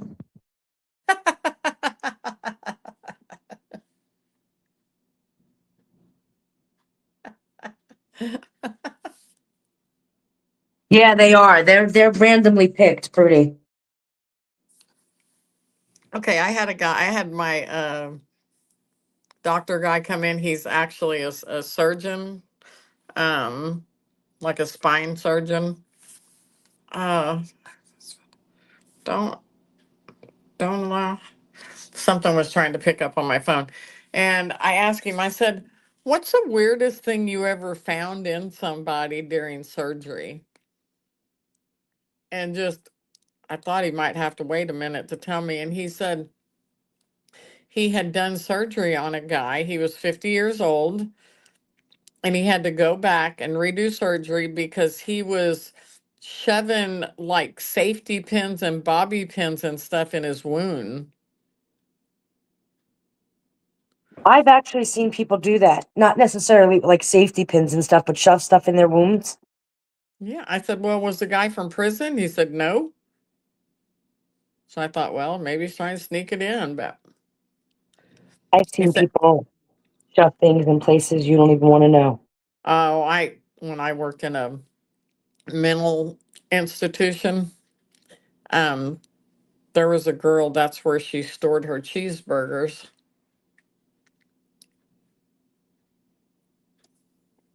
Yeah. On that note, you guys want to go watch The Last Greg Guy? What's the what? Yeah, All right. Let me I see if I do. let me get his Greg because you just said someone stored cheeseburgers up their hoo ha. Exactly.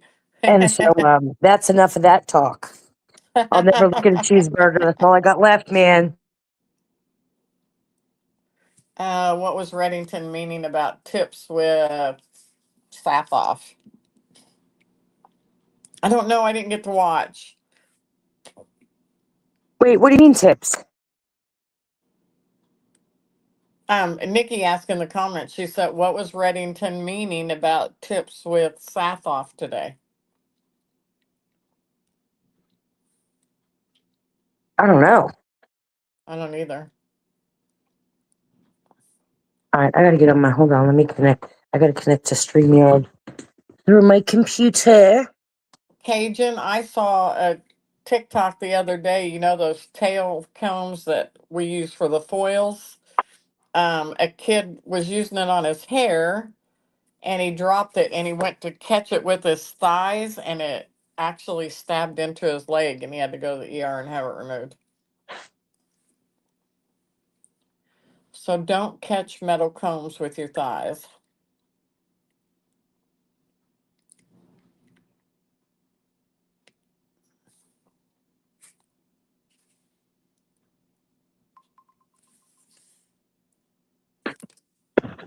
In order for me to play it, I think in order for me to get to I might have to come down here and start again because, oh, no, I don't. I lied.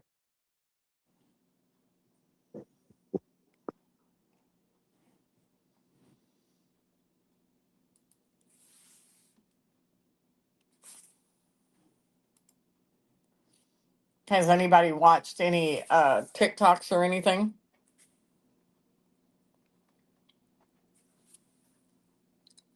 Like what people in TikTok are saying about today?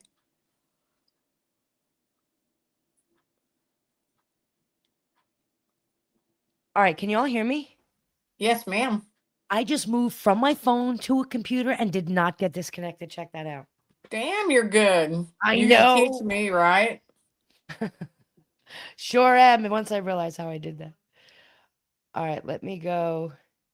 My grandson even said, "Nana, you got a lot to learn."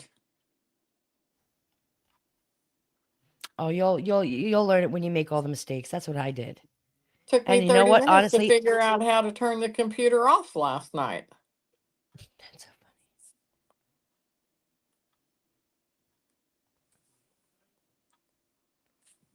funny. Uh-oh, my husband's getting it somewhere.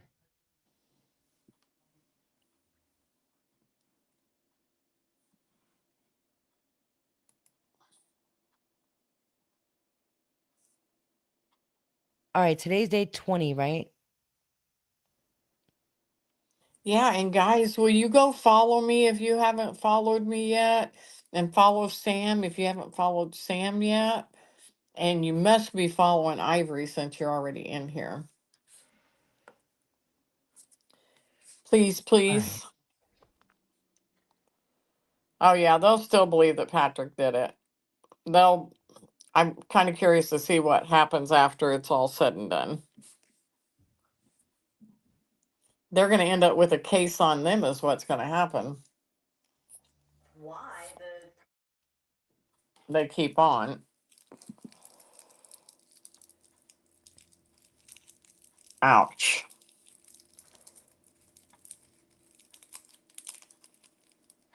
All right, here we go. Hold on.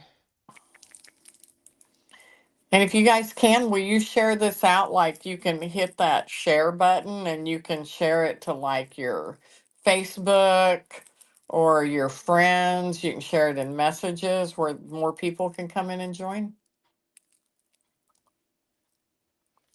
And make sure you hit the like button, please, and Excuse me. thank you. Doctor, you were about to describe a hospital that you had previously worked at. Is that correct? Oh, hold Yes. on. I got to go back a little bit. No, this is this guy. We finished with that guy. Hold on.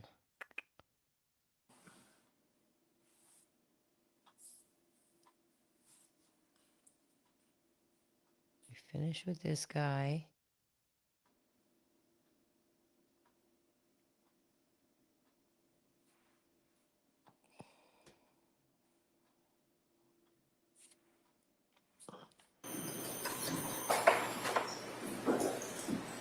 Hey, Martha, we're about replaying the crazy part. Yes, Morbid Fairy, you do.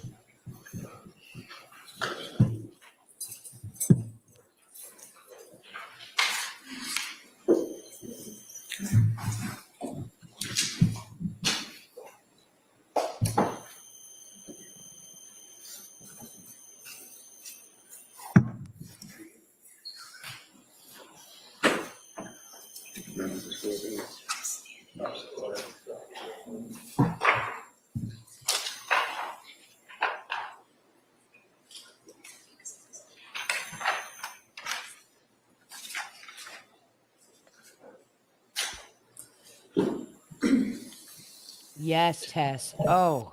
There is some trial scheduled in Brockton on Monday. When it was.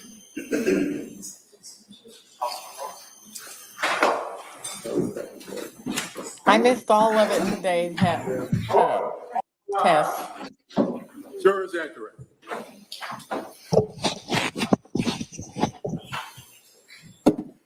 We're going to kind of go back through some of it, Martha, and catch some key points of it.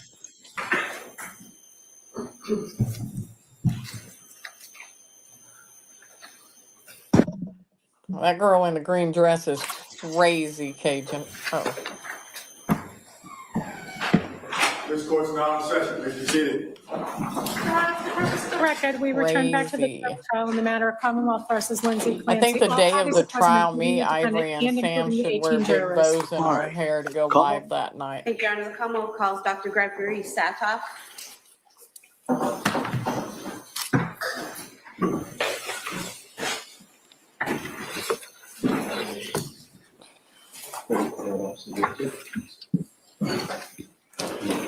Good afternoon, sir. We'll start right here. Would you like Can anybody hear me? Good afternoon. Do you solemnly swear that the testimony and the evidence you shall give to the court, the majority, the matter now pending between the Commonwealth and the defendant, the file shall be the truth, the whole truth, and nothing but the truth, so help you God? I do. Thank you. You may have a seat. Watch your step, please. Good afternoon, Doctor. Hi. Attorney Sprague? Thank you, Your Honor. Good afternoon. Can you please state and spell your name for the record? Yes, first name is Gregory.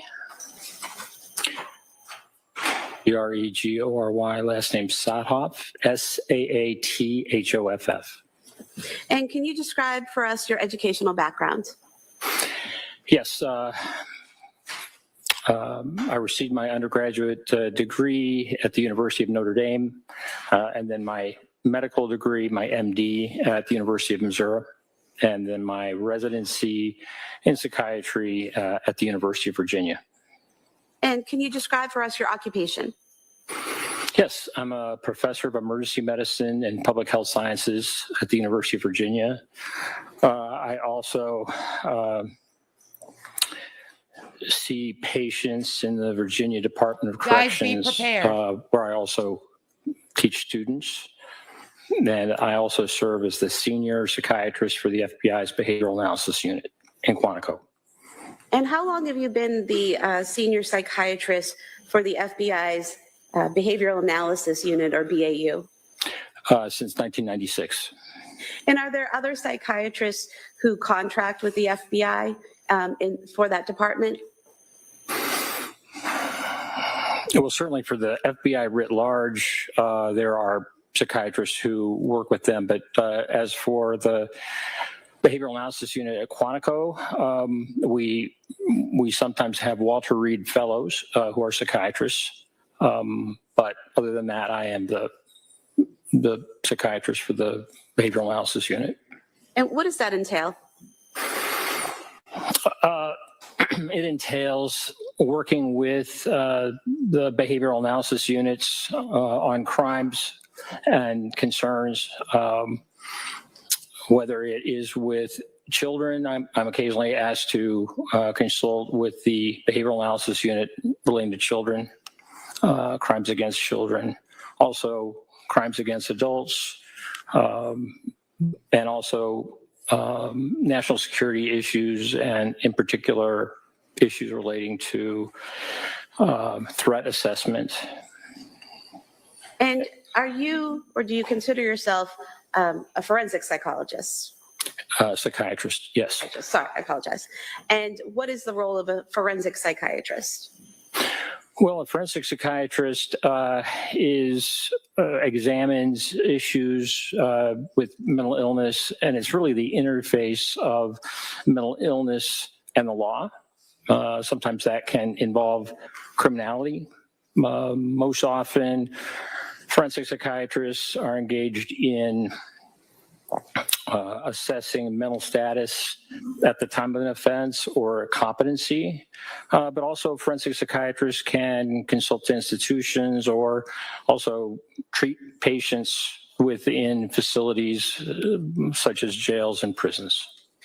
So that work that you do as a forensic psychiatrist, is that in addition to working with the behavioral analysis unit at the FBI and working at UVA and in teaching, and your work in the Bureau of Prisons? Yes. And in terms of your work as a forensic psychiatrist, have you done evaluations and testified on behalf of both prosecution and defense as a forensic psychiatrist? Yes. Approximately how many times have you testified in courts as a forensic psychiatrist?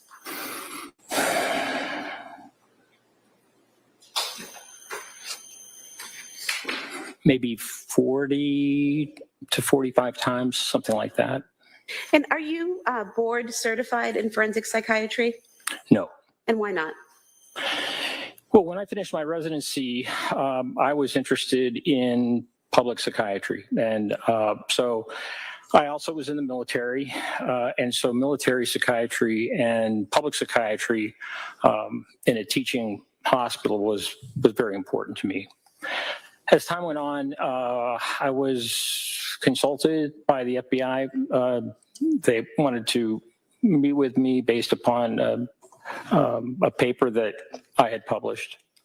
And by the time I was more heavily involved in forensic psychiatry and particular assessment of individuals, by that point, the way to be board certified within forensic psychiatry would require a one-year fellowship. And at that point in my life, I just did not have the time to be able to devote to a one-year fellowship in addition to the other things that I was doing. He was too busy. So instead of the 1-year fellowship, did you have more on-the-job training as a forensic psychiatrist? Yes. And as a forensic psychiatrist, have you evaluated subjects for things like competency and criminal responsibility? Yes, I have. And let me just say also, in addition to on-the-job experience, it's important to get teaching and training. And so I've taken advantage of courses within the Institute for Law, Psychiatry, and Public Policy at the University of Virginia, and other opportunities as well in terms of even taking a board review course that was very helpful and quite comprehensive. So you've had other training other than the fellowship in order to be a forensic psychiatrist? Yes.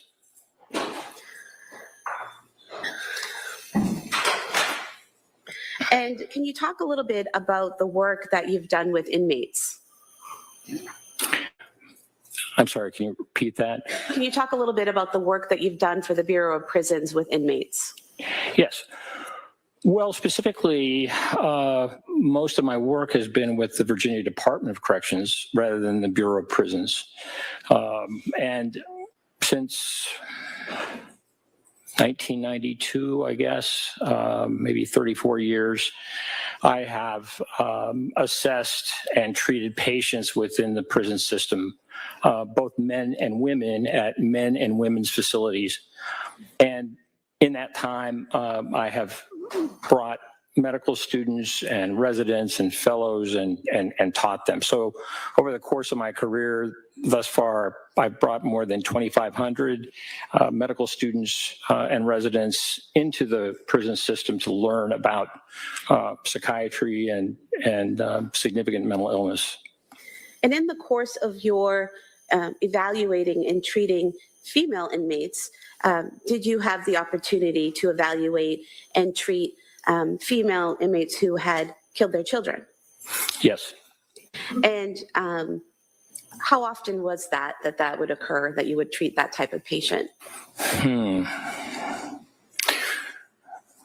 Well, in consulting to a maximum security women's prison, I would say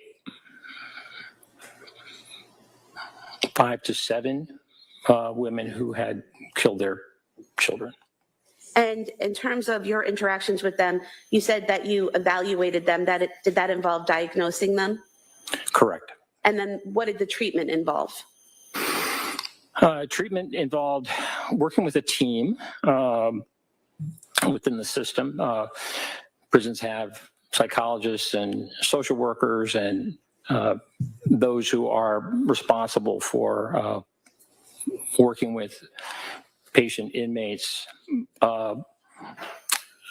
Medication treatment is very important, but also there are important therapeutic aspects. For a number of years, I ran a group in prison, as I felt that was important, and my students felt that was important as well. And in terms of the group you ran, what type of group was that?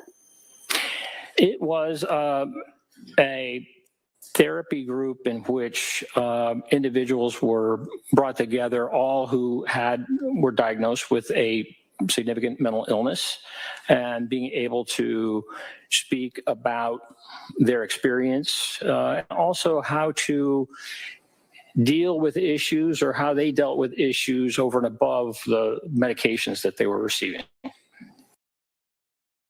I don't mean to interrupt, guys, but for those of you who are just coming in here who did not watch this guy this morning, what do you guys think of him? Tell me in the chat. Does he come off as credible to you? Like, I know he's creepy. I saw the comments, his looks, but with him speaking, does he come off as credible? Because to me in the beginning, he came off a little bit like he sounded a little confident.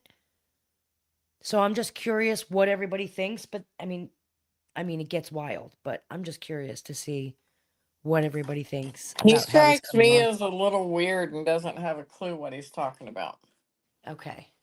I'm just curious. Here we go. Let's keep watching. And in your experience in the Department of Correction at the Bureau of Prisons, treating these patients, and also in your experience working at the FBI, did you encounter individuals who suffered from psychosis? Yes, very much so. And could you estimate how many patients you have treated who suffered from psychosis? I'm going to object at this point. No, overall. Thousands. I spent 15 years running an inpatient admissions unit in a teaching state hospital. And so, First side, but sure.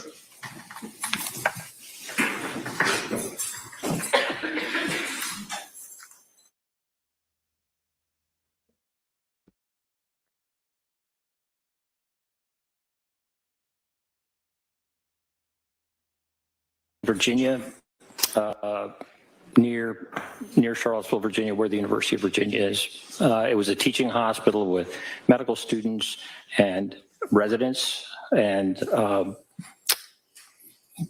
was a facility that dealt with some of the most severely mentally ill individuals who would have been committed to the hospital.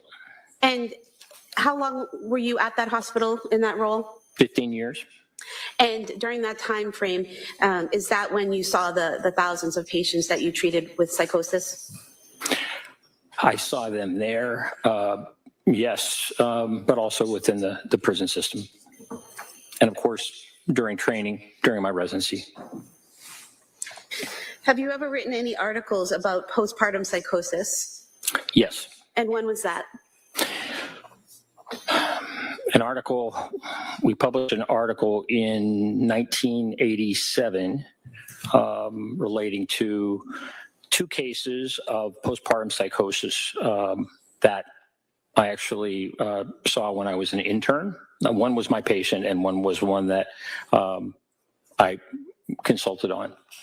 And that article that you wrote, was that entitled Postpartum Psychosis Induced by Bromocriptine? Yes. What was bromocriptine? So bromocriptine at that time was a medication that was used to inhibit or to stop lactation. Some women would, after birth, make a decision for whatever reason that they were not able to breastfeed. And so in those days, this medication, bromocriptine, was used to inhibit lactation. And in your treatment of one patient and what you learned of the second patient, did you come to a conclusion that bromocriptine was having some effect of inducing postpartum psychosis? Yes. And is that what you wrote the article about? Yes. And eventually, after you wrote this article, were there other studies that cited to your article? Yes. And let me just emphasize, I was one of 5 authors of that article. And eventually, was bromocriptine,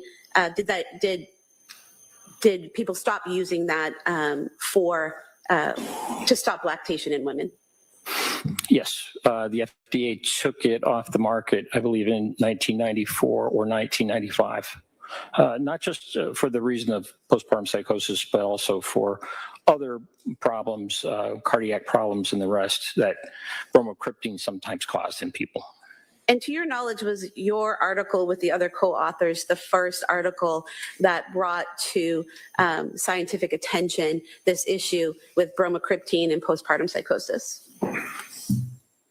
I'm sorry, can you ask that question again? Sure. To your knowledge, was this article that you wrote with others the first article that brought to scientific attention the possible link between bromocriptine and postpartum psychosis? That's my understanding. There were a few letters to journals commenting about bromocriptine and a connection, but I think the first article that was written was ours that we wrote about the two women who suffered postpartum psychosis.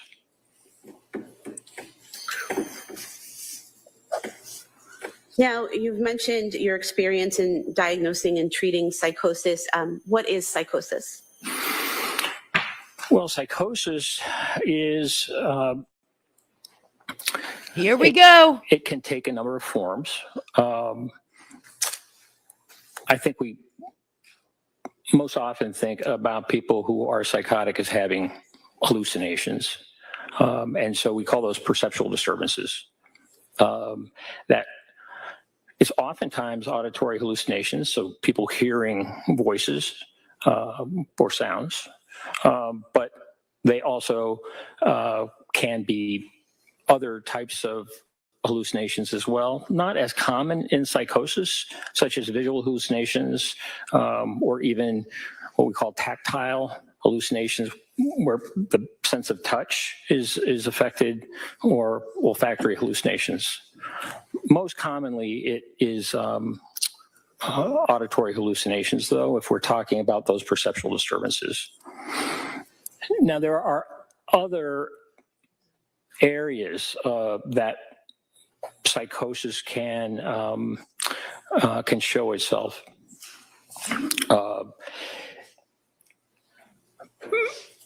Delusions are fixed false beliefs.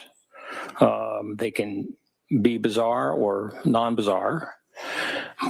And sometimes people who have auditory hallucinations also have delusions. Sometimes you can have psychosis or someone can be psychotic with just a delusion and no, Give me the mic for this. No perceptual disturbance, no type of hallucination. And the third area is with regard to thought and how people communicate. So in that part of psychosis, when it demonstrates itself, is that people have a great difficulty communicating with even speech disorganization. They may engage in what we call neologisms, or making up words that have a specific meaning for them, but no one else. And the way that thought is translated either in writing or in speech, oftentimes people who are psychotic and also have a difficult time with stringing their words together. So what we would call looseness of associations. So really, He sounds like he's describing himself. That psychosis can show itself, maybe in all three: That's the perceptual exactly what I was disturbances, thinking. the delusions, but also the thought and related to thought and communication. But it's also possible to be psychotic and have just one of those three elements. And is psychosis its own mental illness or a symptom of mental illness?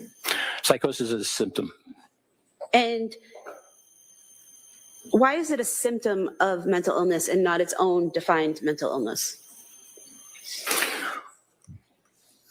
Well, because there are many different possible causes of psychosis. Someone who has a serious medical problem, for example, can actually become psychotic. a brain tumor is one example in which those symptoms of psychosis show themselves. But there are other ways that people can experience psychosis. Some can be secondary to, say, drug abuse. There's certain drugs like cocaine or amphetamines or bath salts that can cause people to have Not the bath kind of salts. perceptual disturbances or delusions or problems with communicating, that I talked about. So really, I think it's just important to know that that it is not a cause. It represents a significant finding or presentation. Schizophrenia is one diagnosis where we will see psychosis in a number of forms, but also someone who has a serious mood disorder, or schizoaffective disorder, or a brief psychosis. So there are many different roads that can lead to psychosis. And so it's important to find out what's originating, because that's how we make the best decisions about how to treat any psychotic symptoms that we're seeing. And doctor, the signs and symptoms of psychosis that are present, is that dependent on the underlying cause, the mental illness or whatever is causing the psychosis?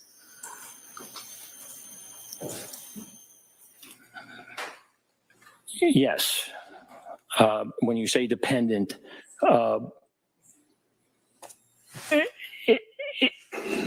it just is clearly something that is a result of or a manifestation of the illness. For example, there are many different things that can He's cause a glitching, fever, guys. right? He's glitching. And so while a fever is a symptom, it's a presentation that's very significant and can be very significant. What we need to do in medicine and psychiatry is find out, well, what is the cause? Because that is what's going to lead to the most appropriate treatment. Right? So for example, an analogy would be a bacterial infection can cause a fever. Bipolar disorder can cause psychosis. Correct. Now, you mentioned earlier serious mental illness. What is considered to be a serious mental illness? Well, serious mental illnesses affect a small portion of the population, a smaller portion, maybe 4%. That's not the question. What is have it? Schizophrenia have a serious mental illness. People who have bipolar 1, which is manic depressive illness, that is a serious mental illness. Schizoaffective disorder is also a serious mental illness. So while many people can have symptoms of mental illness and can benefit from treatment, either psychotherapy or medication or some kind of combination, there are some that are just really, really profound. And that's a much smaller percentage. And so serious mental illness, is that sometimes shortened to SMI? Yes. Now, is there something called any mental illness, AMI? Yes. And what would be in that category of any mental illness? I'm going to take a shot in the dark and say any mental illness. Certainly adjustment disorders or anxiety disorders, mild depression, depression without psychotic features, for example, PTSD, which can have significant symptoms, is also something that would go under the category of any mental illness. Now, were you asked to do a forensic evaluation of Lindsay Clancy? Yes. And you were asked to do that by the Plymouth County District Attorney's Office, correct? Correct. And did you receive direct payment from the Plymouth County District Attorney's Office for your evaluation? No. How did that payment plan, how did that work between the DA's office and your services? So I do my work in testimony and the like through the University of Virginia. So my department is the recipient of any funds that come from the work that I do. I get a salary from the university that is not dependent on the number of cases that I am involved with or whatever. So I don't receive payment myself. I see it as part of my job as a professor. And in terms of your work with the university, does the university have any impact or influence on what your evaluation is or what your conclusions are? No, not at all.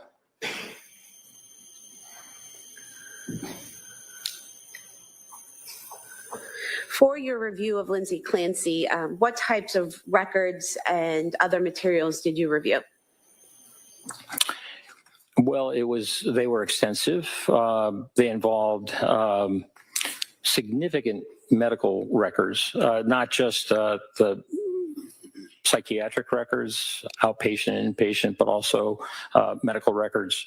Certainly the hospital records from McLean, the hospital records from Tewksbury, but also emergency department visits at South Shore and Mass General Hospital. So a significant body of medical and mental health records, both inpatient and outpatient. But in addition, there was a substantial amount of grand jury materials that I reviewed, and videos. For example, videos not only of interviews of individuals, but also in January when the Clancy family went to the museum, or they went to the Cape Codder water park. Was able to review those kinds of videos as well. I also received the reports from both the government, but also the defense. And so those experts who were retained, I had an opportunity to review those. I mean, the list of materials is very significant. CVS records, for The example, pharmacy noise. records. What is it making noises for? And law enforcement records, for example, the police reports and things like that from that day, 24 January 2023, in which the event occurred. And Doctor, is it typical for you to have such a breadth of records and information, both pre-killing and post-killing, when you do a forensic evaluation? No, I wouldn't say that's typical.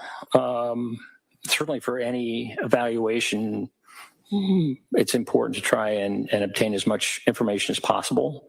But in this case, I think the amount of information was truly significant.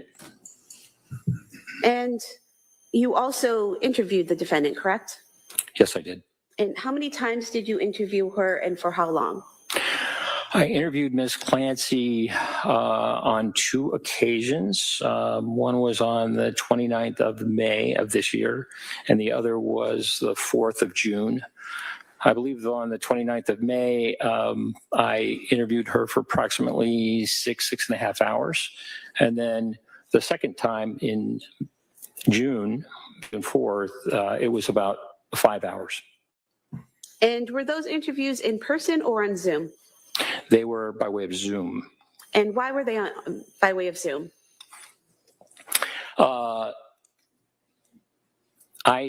For personal reasons, I was unable to travel at that time. And so I requested the ability to have an interview by way of a Zoom video platform. And that was approved. And did you find that doing the interviews by Zoom inhibited your ability to evaluate Ms. Clancy in any way? Well, I think there are always limitations when one is not physically present, when one is seeing someone in a video setting.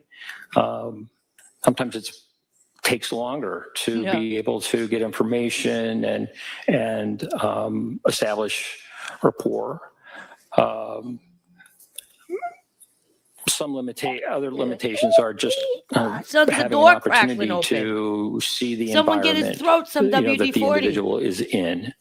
I have done evaluations in the past using a Zoom format.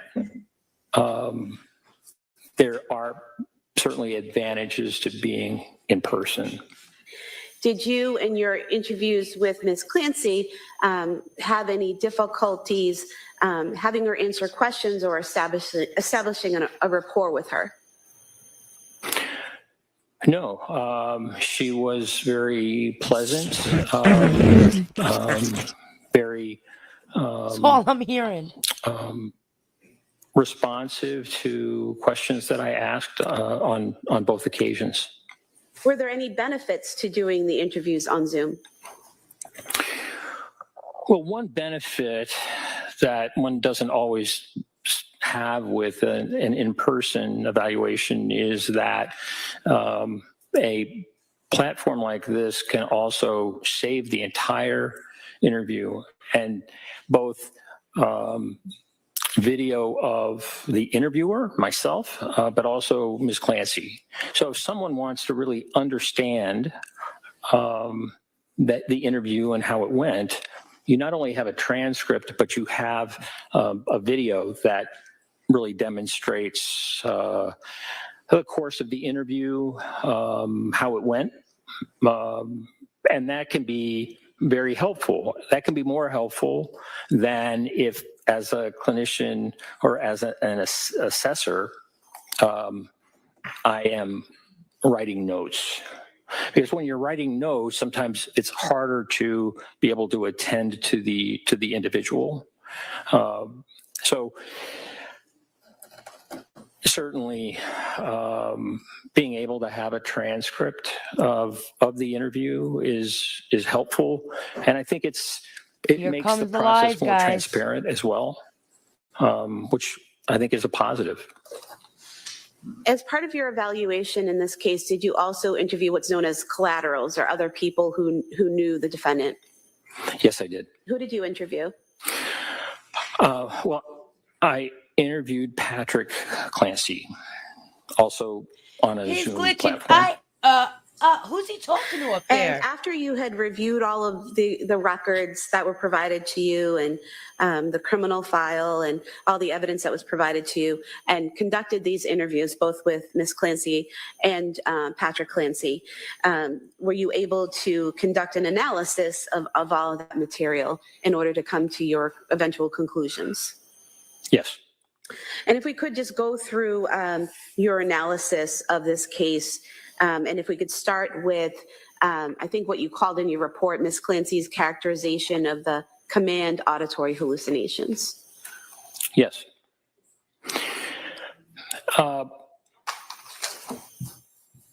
So Ms. Clancy stated to me and some other evaluators. Hold on, Ivory. Ivory, that pause that her- a minute. Ivory. Is he seeing things up there? That's what I was saying. It's like, who's he talking to? He's seeing visions of Mother Mary. What are you doing? like, is he getting signs? That's what I'm saying. Like, is there something scrolling on the ceiling? I don't know what he's seeing, but he's like, like he's having a stroke. I keep seeing him look up there, and I'm like, what the hell is he looking at? Wait, keep watching, because you're going to see one moment where he says something and he totally catches his lie, and then he like panics and he just stands there and goes for like the most awkward 45 seconds. Okay. Oh my God. All right. It's just, it gets even more crazy, but that's what I'm talking about. He's like, and it's like, you can't, and he's doing all that. And you're like, what the fuck?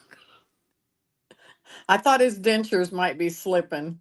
When you said that, I about died because that's what it sounds like. It's like, what are you doing? Get the man something to drink. Hallucination, Right? that of an external voice, something coming from outside of her head, occurred when she was standing at the refrigerator. She said that she was in the process of making her children their dinner when she received a call from Patrick Clancy, returned the call, and then as soon as she finished the call with Patrick Clancy, she said that is when she heard the voice. This is your last chance. You have to kill your kids and then kill yourself. And so that was what she told a number of us. There are also other accounts that she made to individuals that were quite a bit different. To Dr. Spinelli, for example, she said that the voice happened at 5:10 or 5:15 p.m. as soon as Patrick Clancy left on his errands. And that the voice, she described the voice to Dr. Spinelli as increasing in rehearsed? intensity, but saying, this is your last chance. You have to kill your kids before you kill yourself. But also that that's it was, actually true, Kelsey. It is. That her children would suffer. Like, what's with the grunt? If she did not grunting. do that. What are we grunting for? When I asked her about the voice that she heard, again, she said that it started really right after the telephone call at 5:34 with her husband, Patrick. It's like the info's being probed in. She said it was a man's voice. It was very clear. It was external. In other words, it came from outside of her head. He's making sure that man That it ain't was looking constant. at him. So this phrase, this is your last chance. You have to kill your kids and then kill yourself, was something that was repeated over and over and over and over again during that period that she strangled her children. And then just as soon as it had started, it stopped at when she had finished killing the children, strangling the children. Doctor, was there anything about what she reported to you about the voice that was significant to you in your evaluation? And if so, why?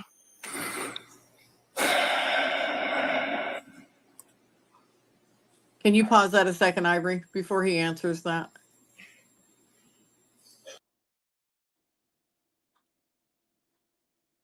We have plenty of time before the man answers because he's just going to stand there and go, How could he say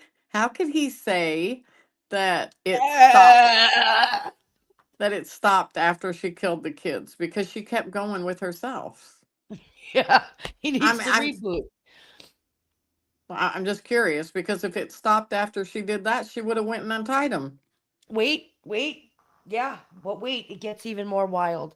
Now is where it's coming up where he catches himself in a lie.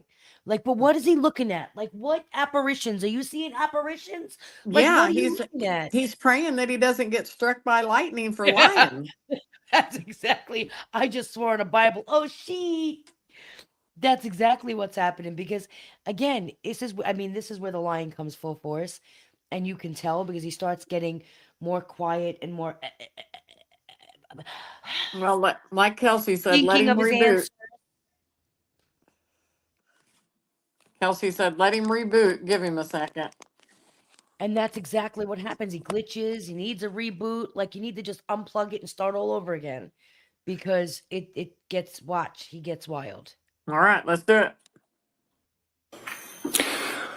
Well, what was significant to me is that she had not spoken about hearing voices before that in any of the mental health professionals, the psychiatrists, the nurse practitioners, the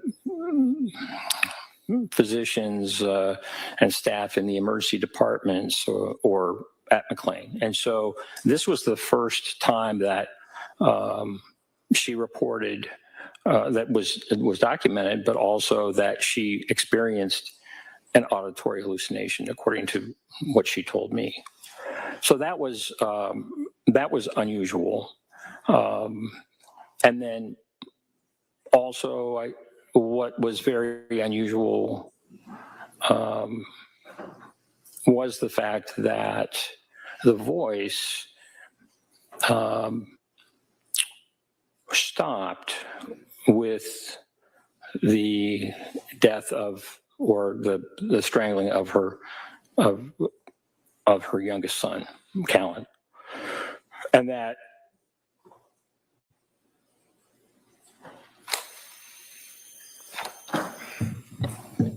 she. Wait. I think I'm gonna piss my pants.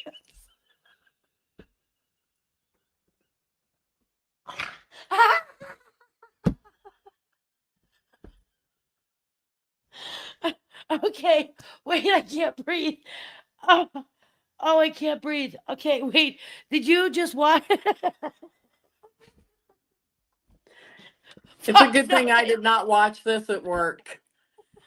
Fuck no, they didn't pay him. What the hell? Why would they?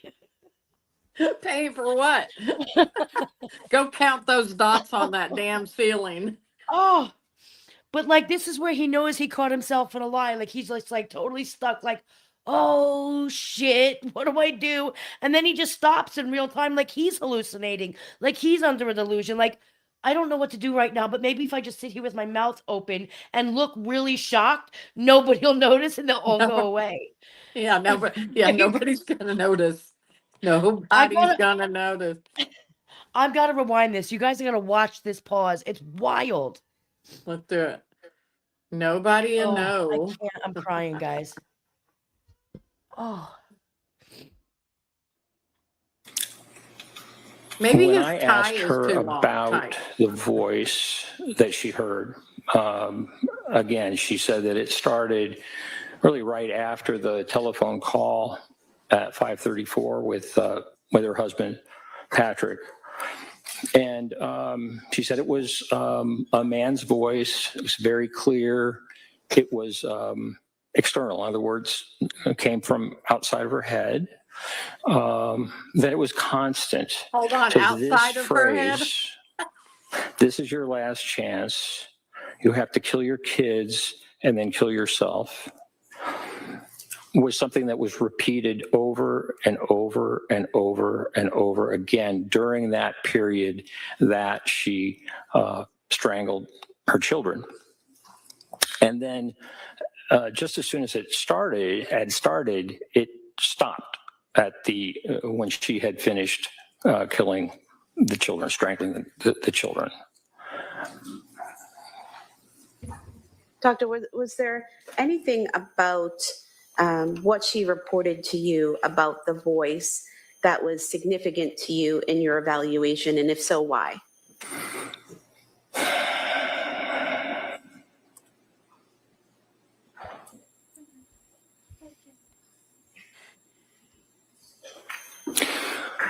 Well, what was significant to me is that she had not spoken. Why was that such a hard question? Why was it so hard? I'm laughing so hard I did not even hear her question.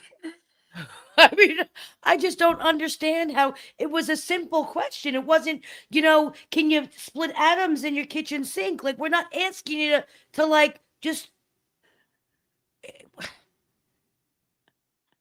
About hearing voices before that in any of the. He looks like he's hearing mental voices. Health professionals, the psychiatrists, the nurse practitioners, the physicians and staff in the emergency departments or at McLean. And so this was the first time that she reported that was documented, but also that she experienced an auditory hallucination, according to what she told me. So that was unusual.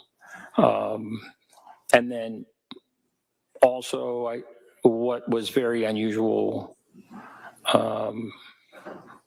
was the fact that the voice stopped with the death of, or the strangling of her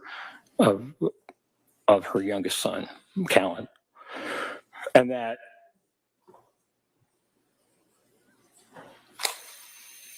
Fucking spit it out. This she is went where he caught upstairs himself lying. and then proceeded to That was a lie. He just lied. Anything about Hold on. He just lied and he caught himself lying. Like either that or he's got someone talking in his ear and it's breaking up, right? Like, because he's like If it he is, just caught it's himself contagious. lying. Like, he's are you breaking up. stroking out? Like, watch him. You know he's lying. Watch his face. what He's she like, oh reported shit, to I'm you caught. about the voice that was significant to you in your He knows evaluation, he's and if caught so, here. why?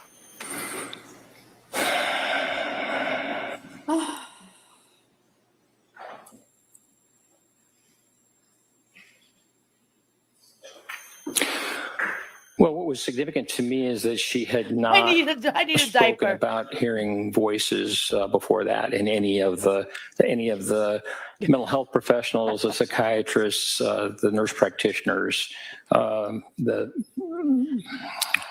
physicians and staff in the emergency departments or at McLean. And so this was the first time that she reported that was documented, but also that she experienced an auditory hallucination, according to what she told me. So that was unusual. And then also, what was very unusual Is you, was the dude. fact that the voice stopped with All that thinking for the word stopped? death of, or the strangling of her youngest son, Callan. Watch And this part. He knows he just lied. He knows he's lying. He just She caught went himself upstairs in a lie. and then He knows proceeded he's done. to engage in behavior in an effort to kill herself, but that the voice had stopped as soon as she had strangled her last Callan, her youngest child. I could stop you there for a moment and ask you, He you said that just, it's like, spazzed out. unusual that this was the first time that she had heard this voice. Why is that unusual? Let me look for the answer. Well, she had certainly suffered with symptoms of mental illness, depression and anxiety, most specifically. Anxiety that she had reported to Dr. Tufts in mid-September. And then certainly the symptoms that later on included suicidal ideation and also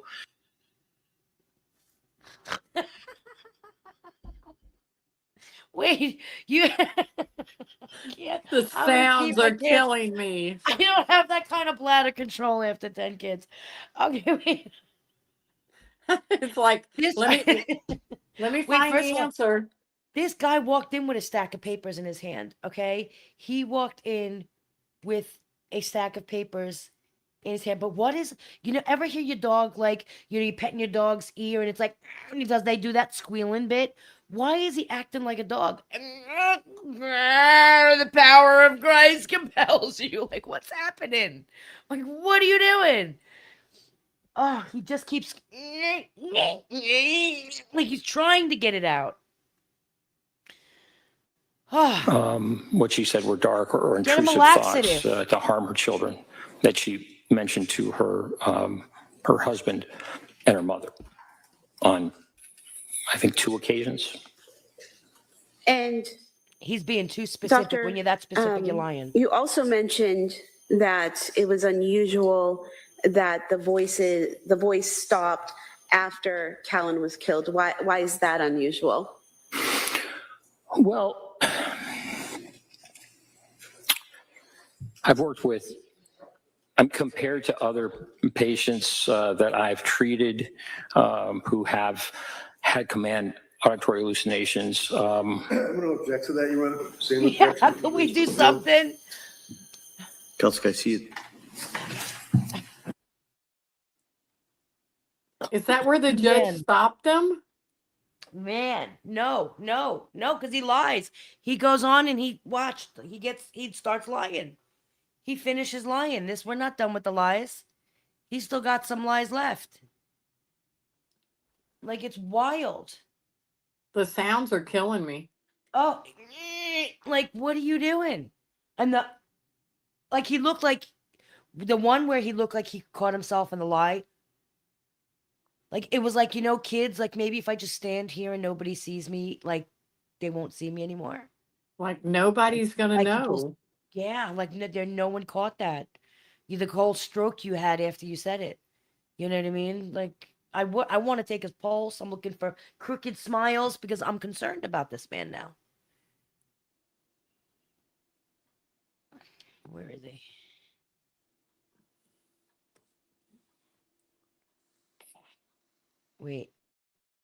Wait till the lion comes. Experience in dealing with diagnosing and treating people who have psychosis, and what you've learned in all your training and schooling. Is it typical for someone in psychosis to hear a voice only one time, never before, never after? No. And again, based on your training experience, is it typical for someone in psychosis to hear a voice that's constant rather than intermittent? No, that is not typical. And what does it mean, the difference between a constant voice and an intermittent voice? Well, an intermittent voice would come and go. Like yours? Yeah. It wouldn't necessarily just keep playing over and over again as if it were on a tape, which Ms. Clancy told me that it was a voice. It's the same thing in the same tone, repeated over and over and over until she had strangled Callan. And is it typical, based on your training and experience, for someone to hear command hallucinations and then for them to stop abruptly? No. Committing the act is not curative of the voice. I've not ever seen that. And Doctor, based on your training experience, someone in psychosis hearing a voice without accompanying delusions, is that typical? That would be pretty rare. It's absolutely not typical. And in talking to Ms. Clancy, did you speak to her about the concerns she had that if she had voiced thoughts of harming her children to providers, medical providers, that her children would have been taken away? Yes. And did you see that as a delusional thought? No. Certainly with the requirements that healthcare professionals have to report any issues that could cause harm to children, for example, as required reporters, it's very rational for her to be concerned that by voicing her thoughts of harm could cause her children, certainly an assessment and a rapid assessment and a determination about how best to keep the children safe. So I didn't see that as irrational, but rather rational, just understanding the healthcare system. And when reviewing the records and speaking to Ms. Clancy, did you see or notice any delusional statements or beliefs surrounding the hearing of that voice on the 24th? No, I didn't. Now, based on your training experience, is it typical for someone in psychosis to hear a voice and immediately act on it? No. And why is that? I'd like to have a Dobia hearing at this point, Judge, on this. I'd like to test his qualifications to I'm this. going to, same objection, same ruling. So your opinion is it's not typical, correct? Correct.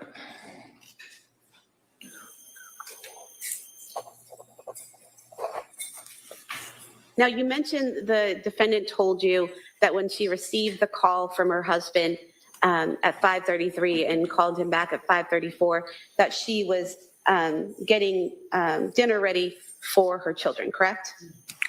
And did she tell you what she was about to get out of the refrigerator? Yes, she said she was at the refrigerator and that the refrigerator door was Stacey, open. this is where the and big that lies she was start. getting chicken nuggets out I'm of here the for it. refrigerator section for her children. Now, in your collateral interview with Patrick Clancy, did you learn from him that when he left the residence, the children were already eating chicken nuggets on the couch? Yes. And did Patrick Clancy tell you that Dawson in particular was eating chicken nuggets and green beans out of a bowl on the couch? Yes, that's what he told me. And is it fair to say that there are crime scene photographs showing a bowl on the couch? Yes. And so is there any significance to you? If the woman was planning on killing her kids, why even waste the time to make them chicken nuggets and green beans? I mean, you're not lying. Like, why would I even bother making them chicken nuggets and green beans if I'm going to choke them in 10 minutes? Or put Like- plates out to fix the other plates when Patrick gets home. Right? Like, what? And the defendant telling you that when she got the phone call from Patrick, when he's at CVS, that she's making chicken nuggets versus Patrick and telling you that that had already happened and the crime scene photos showing you the. Can I just say there are 3 kids? You know how many times I make one chicken nuggets, they're sitting down eating, and the other 2 come up and they're like, I want a chicken nugget too. I want my nuggies. And now I'm doing it twice. Or I want Like- a grilled cheese. Right? Like, so you mean to tell me that there's no way in hell that the 6-year-old got nuggies and now the 5-year-old don't want some? Like, come on. Bowl was already on the couch. Well, it's inconsistent. And are inconsistent. Not in my household, it ain't. Like that important One in your gets nuggies, evaluations they're all in going to cases come like at separate this? times and want Yes. nuggies. And how so? Well,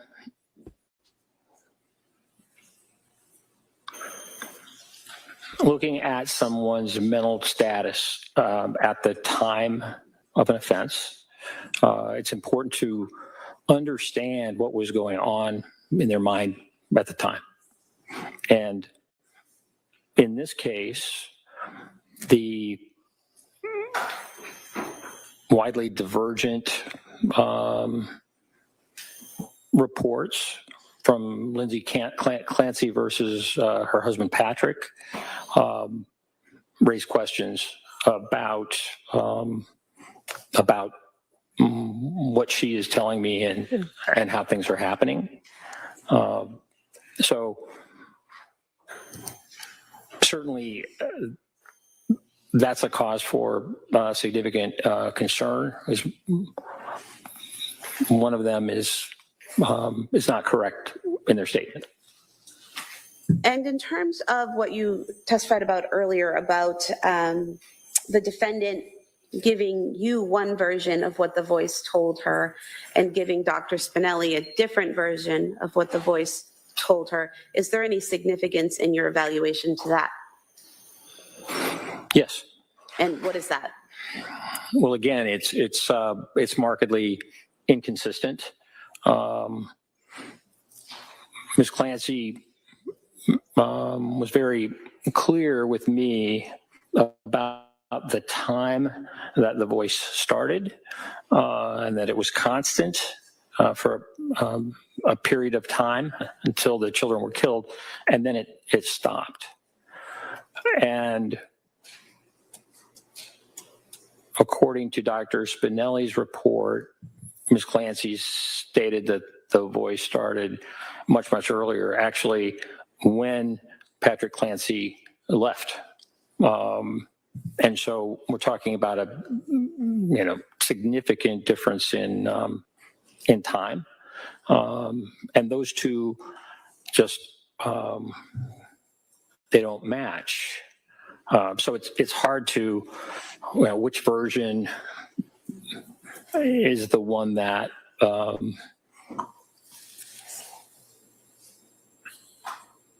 I should consider. Now, further along in your analysis, you talk about Ms. Clancy's outward portrayals misleading her family and providers. What do you mean by that, and what did you see in the records and in your interview of her? Yes. Well, in looking back at her history, for example, with Patrick, she dated Patrick when she was in nursing school, and that was at a time that she was experiencing fairly significant anxiety, according to her, such that she went to a psychiatrist and was treated for her anxiety with Prozac and Wellbutrin, and also propranolol. And this was for a fairly significant period of time during their dating, approximately a year. And when I spoke with Mr. Clancy, and also in other testimony and collateral information, he was completely unaware that she was experiencing mental health symptoms at that time that they were dating, or that she was taking medication. And he said he did not learn that she had taken medication, mental health medication, Prozac, Wellbutrin. Those are both antidepressants, as well as propranolol, which helps with anxiety, particularly with the kind of presentations that she was doing. Here it comes. But he was unaware until during this time that she was having, great difficulty, November, December time period. And that's of 2022? Yes. But there are other aspects too, where her portrayal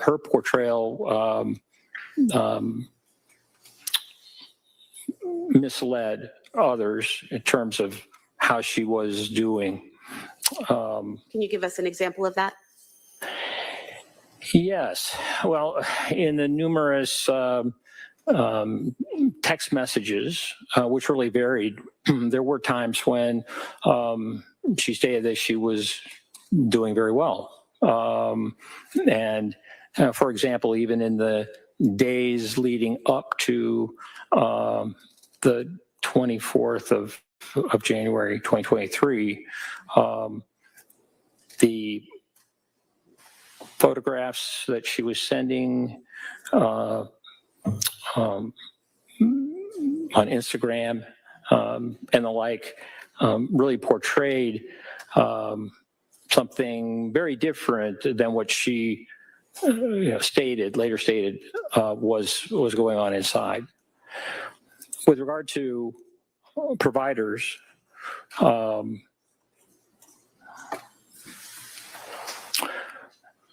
Ms. Clancy told me that during this period that she was having such difficulty, and that was really really starting in October. She started taking medication in October. Ms. Clancy told me that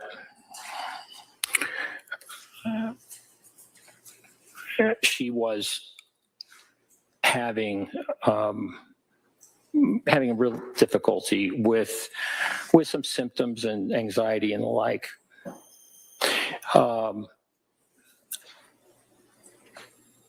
Her mother-in-law suggested to her that there was a doctor that she knew named Rose who was willing to talk with her just on an informal basis. And so as I understand, this doctor made time for her to be seen, not in an official way, not as in a doctor-patient relationship, but just to get an understanding about Ms. Clancy's problems. And that this doctor recommended Lamictal or lamotrigine as a medication that could be very helpful, with regard to the depression she was experiencing, the issues with mood and the like. And so in looking at Dr. Tuff's notes, there is a note, I believe, on December 1st of 2022, in which they discuss Lamictal as a real possible medication. And then by mid-December, it was really a very, very difficult time. The whole month of December, in many ways, was very difficult. But after this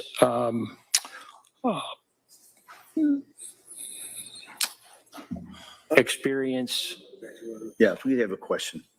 So you've talked about the defendant seeing the provider named Rose and getting the recommendation for Lamictal, the defendant talking to Dr. Tufts about the Lamictal. Was there another provider that she talked to about Lamictal? Yes. And who was that? That was nurse practitioner Gelada. And eventually was Lamictal prescribed by one of these providers? Well, really by both. And when you say talking, it was a written communication and not a verbal. He's glitching again. He's glitching. And so could you tell from the records whether or not Ms. Clancy filled the prescription for Lamictal? Yes. What is Lamictal? Lamotrigine is actually, Lamictal is an anticonvulsant that was approved for bipolar disorder back in the early 2000s, I think 2003, for bipolar disorder. Now it's used for epilepsy, but also been found by the FDA to be extremely helpful in depression related to bipolar disorder.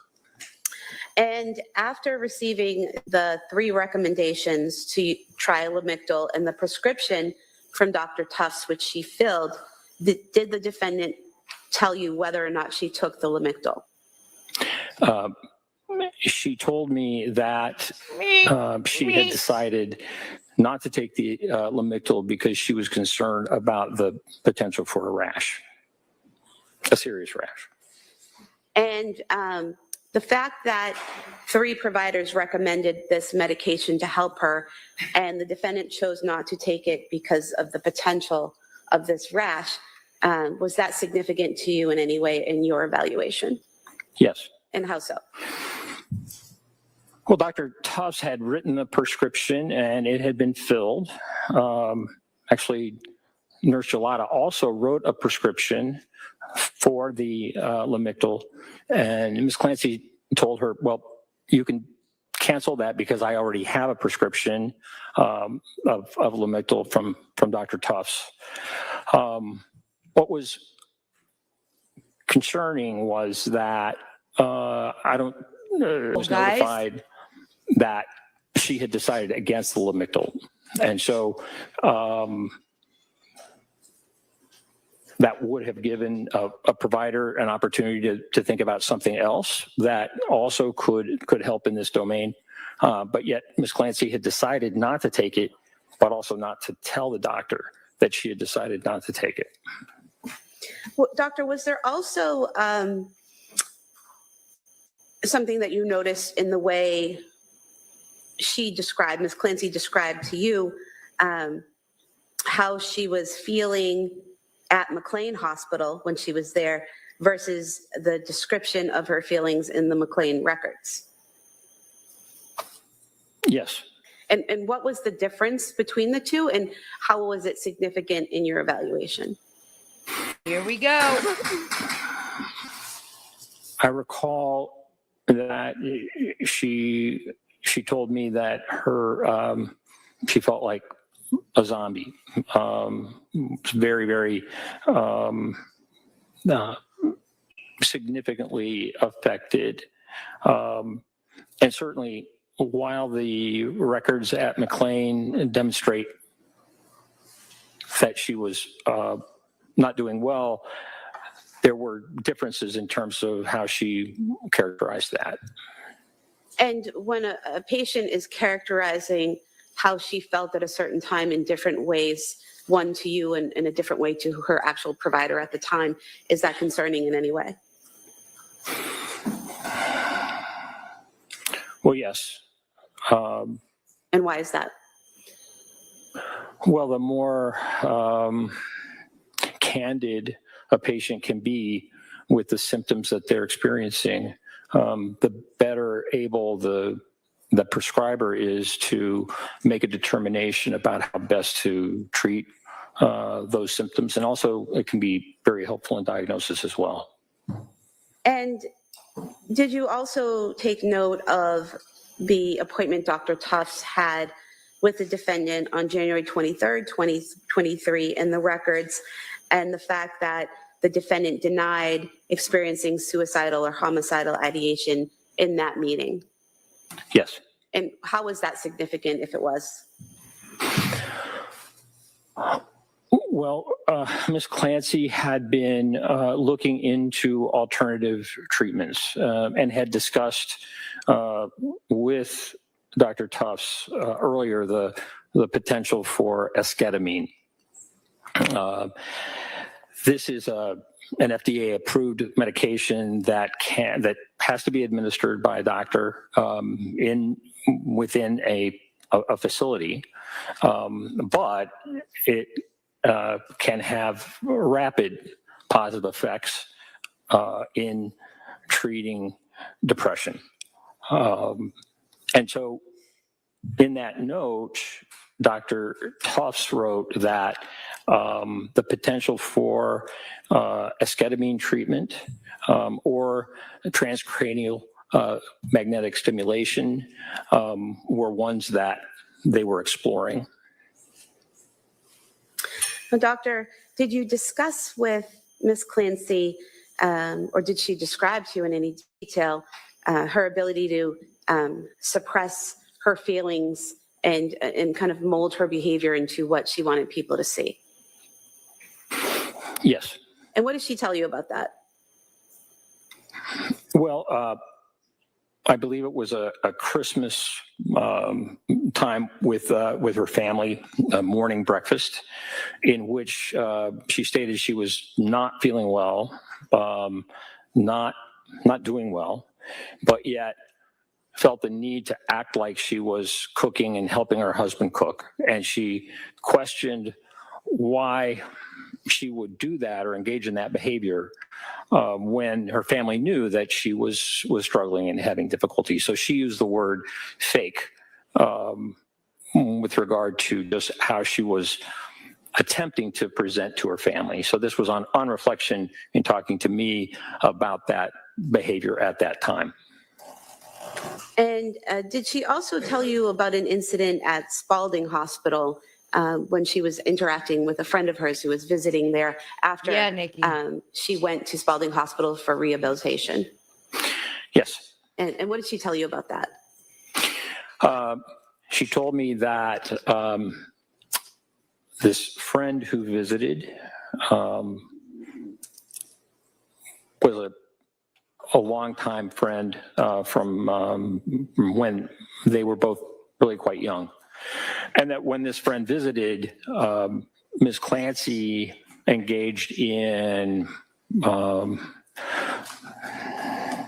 trying to remember how she characterized it, gossip, really talking about kind of the old times and catching up basically on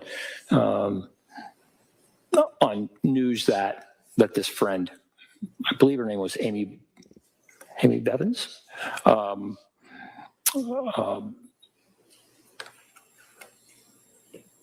they had similar or shared experiences. And so Ms. Clancy told me she was upset at Spalding Hospital because this superficial conversation that she had without discussion of the incident of 24 January 2023, that gave an impression, maybe a false impression of Ms. Clancy, and that it hurt the friendship as a result. And she felt that Spalding Hospital had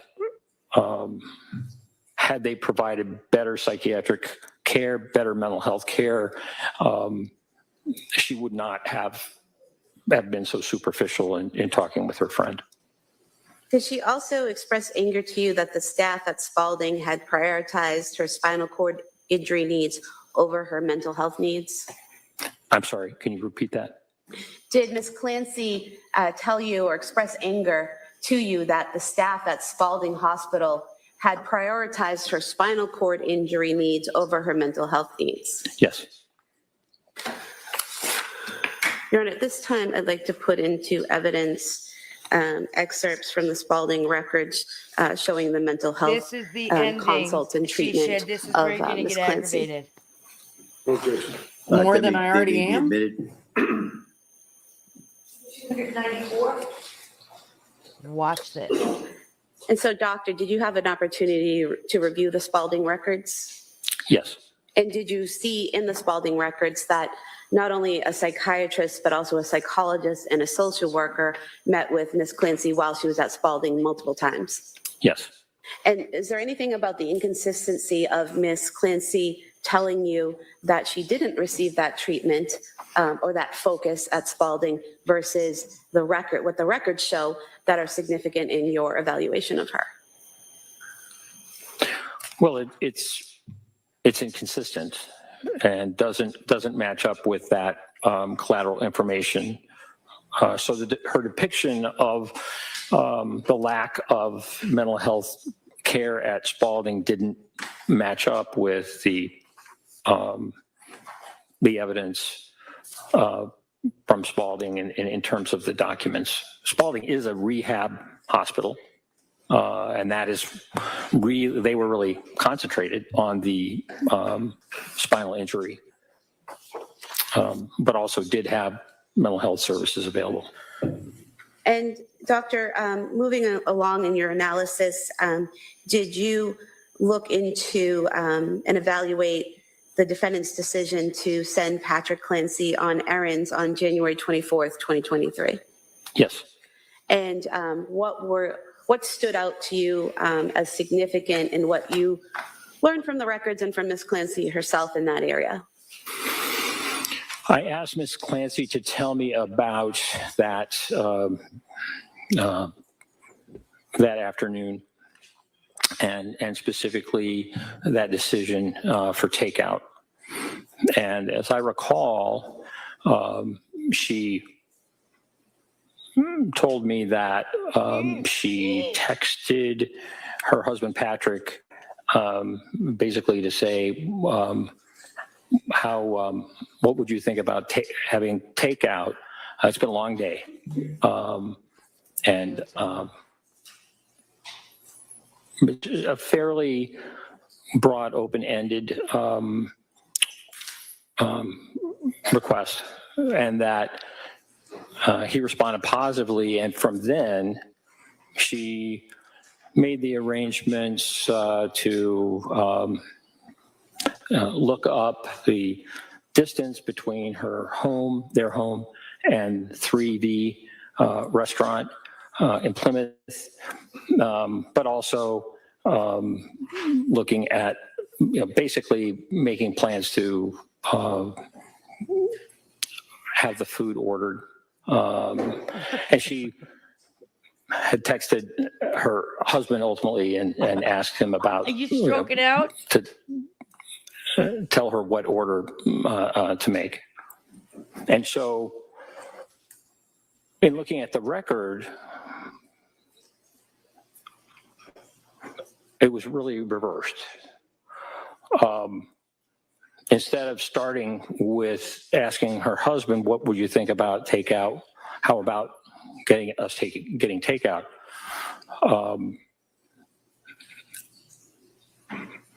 The record shows that Ms. Clancy did a lot of searching prior to that in terms of 3V, the distance. You're looking dizzy, buddy. You're running and the around in like. circles. You're looking dizzy. So there were a number. This one's got lice. What's happening? Prior to Even the lady scratching her head like, for requesting fuck's sake. a text, sending a text to her husband. And in the text, rather than saying, what would you think about takeout, getting takeout, she said, how about getting takeout at 3V? Oh, guilty as sin. I am, it's been a long day, etc. And so this reversal in terms of what she told me and what actually we see in the collateral, I thought was significant. How so? Duh. Well, she told me that the only restaurant that she could remember about getting takeout was 3B. And Patrick told me that they had never gotten takeout from 3B. He named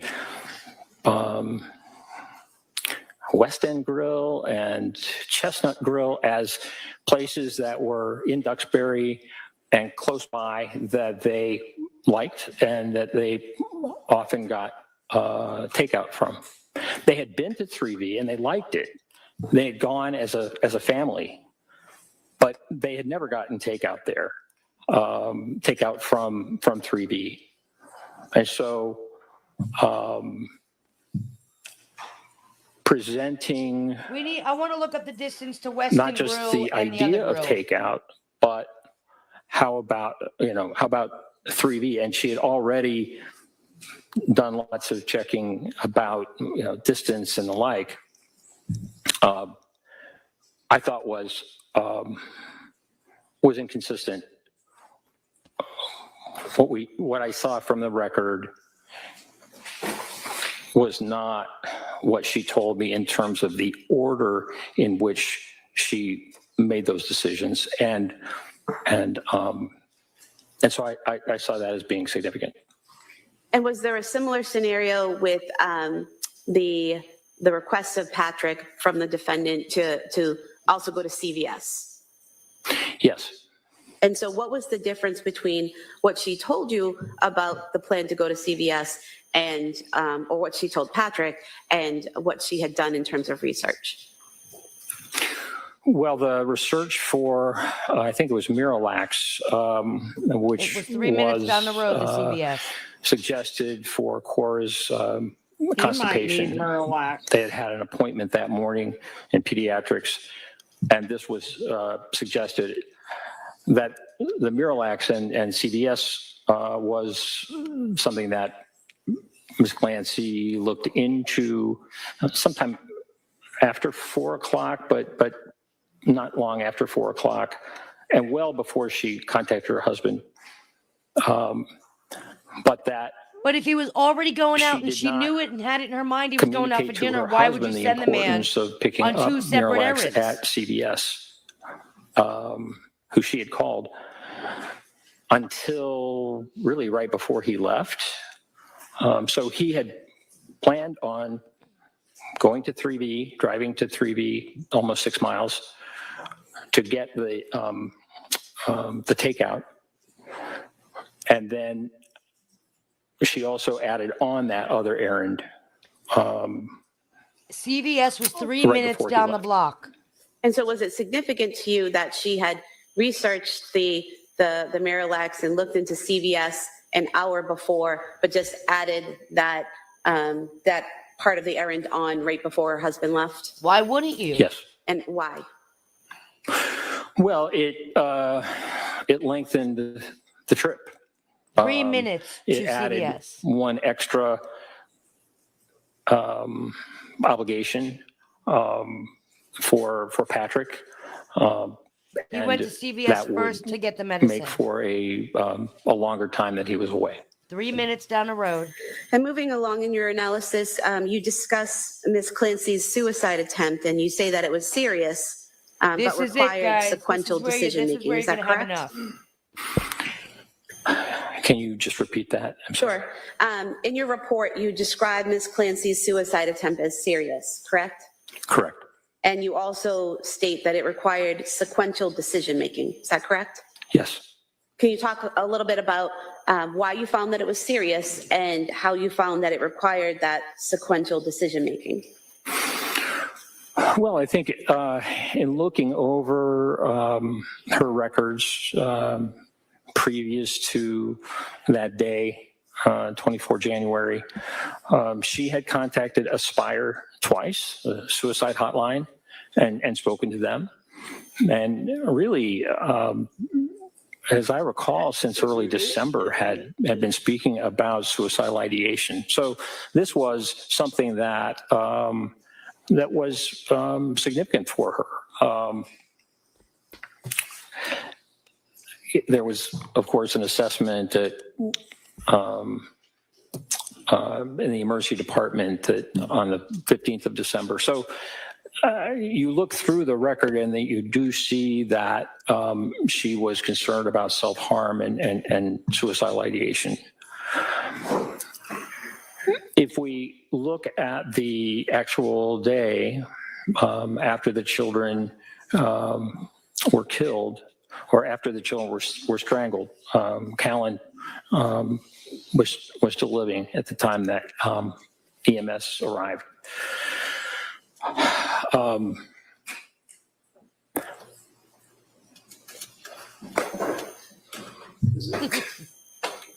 She told me that she got a knife from the butcher block in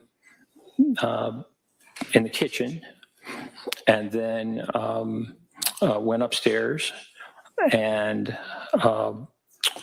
attempted to cut herself.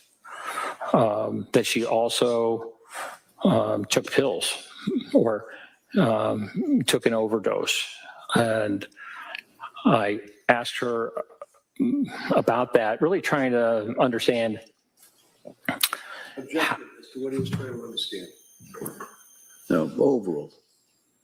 Really to try and understand how she accomplished the overdose. Because if you're swallowing lots and lots of pills, that can be difficult. You heard that?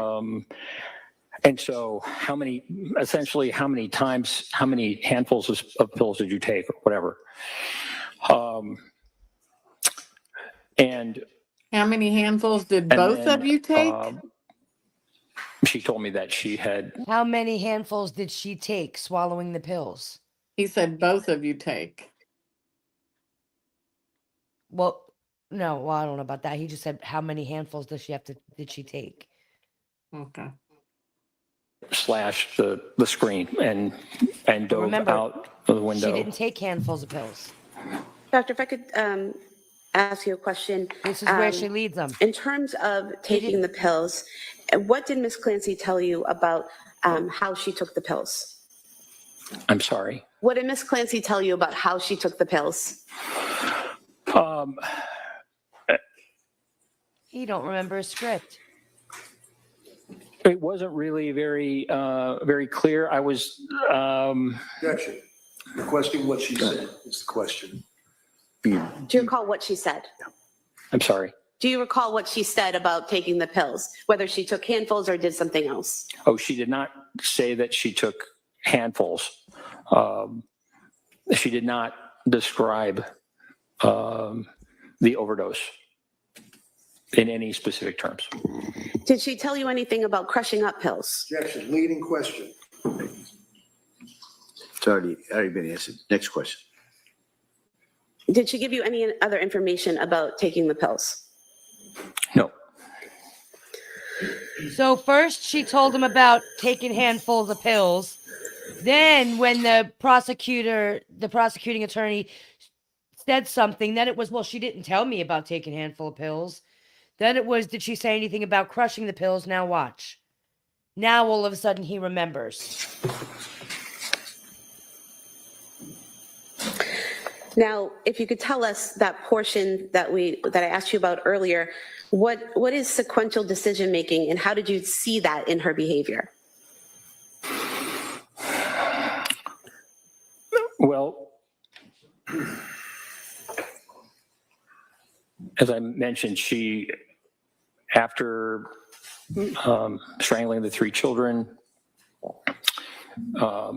with the exercise bands, she went up the steps, went to the kitchen, she got a knife, and then ascended yet another group of steps to her bedroom, to their bedroom.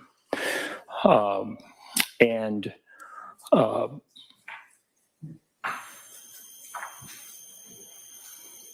He's stuck. You don't know what to say right described now. the Crushing the pills. attempt Watch. or cutting her wrists as well as her neck, and also described the overdose in barely. It was just hard for me to get a good idea about how specifically the overdose occurred, what she did. Why was that so hard she to get out of omitted her? Some things that I thought were significant. And what things did she omit that you think were significant? Well, she omitted the fact that she had actually crushed the pills. Come on. And Now you're saying that she omitted the fact that she crushed the pills. You just said that she said she swallowed handfuls of pills and you questioned her about it. Then the prosecution told you that she crushed the pills, and now all of a sudden she omitted that, but you knew that. Like, this is wild. I found that to be, quite significant. And how did you learn that she had crushed the pills? I learned after interviewing her husband, Patrick. No, you didn't, And you liar. he went through that evening and talked about coming to the home and the like, and mentioned that on the bedside table there was a wine tumbler with powdered. I feel like somebody's telling him what to say. It sounds like he's getting fed crushed up information. medication, that there was still some in the wine tumbler. And I had not heard, she had not told me that she had actually crushed the medication. And I know that in Dr. Resnick's report, and also in what Lindsay Clancy told me, that she had lemonade in that wine tumbler when she took the overdose. And when I asked Patrick Clancy, he told me that he didn't think they had any lemonade in the house, that was not typical at all. And doctor, what is the significance? Finish, please. I'm sorry, were you not finished? You done with it? Hold on. You Yes. done with that answer? All right. Next question. And so, doctor, what is the significance to you, if anything, of this atypical use of lemonade and the crushed powder in the cup? You say what is atypical? I think you just said that Patrick Clancy said it wasn't typical to have lemonade, correct? Correct. So is there any significance to you to the fact that there was lemonade in the cup and that there was powder residue in the cup? Or straight that, was there any significance to the fact that Lindsay Clancy told you that there was lemonade in the cup and that Patrick Clancy saw powdered residue in the cup? Yes, it made sense that lemonade would be in the cup if you're trying to take an overdose of medication that you've crushed, just because of the bitterness that these pills have. So that made sense. I asked her more about the lemonade, and she told me that it had been in the wine tumbler from the night before.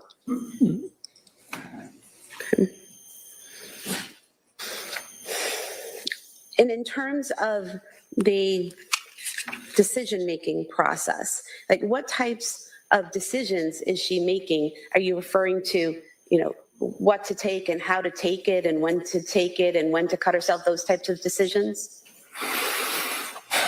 Well,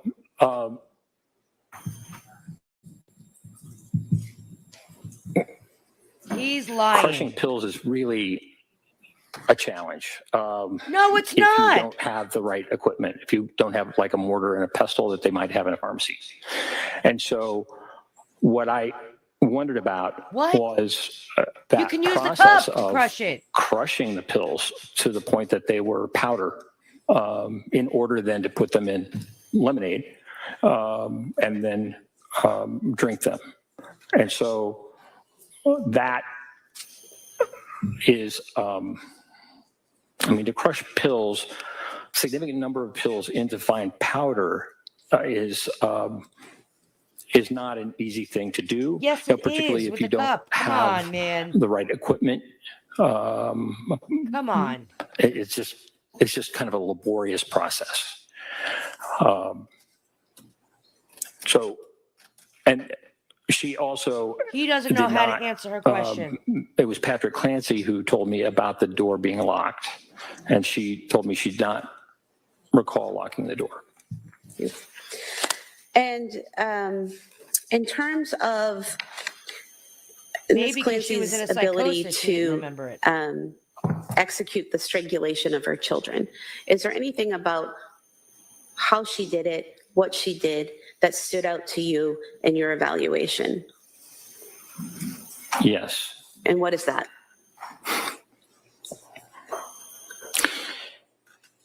Ms. Clancy told me that she, after the phone call with her husband, she returned the call, that was when she took Dawson down the steps into her husband's office to strangle him. And I asked Ms. Clancy about what she remembered about what she said to Dawson to get him to go down the steps and leave, his sister and brother upstairs.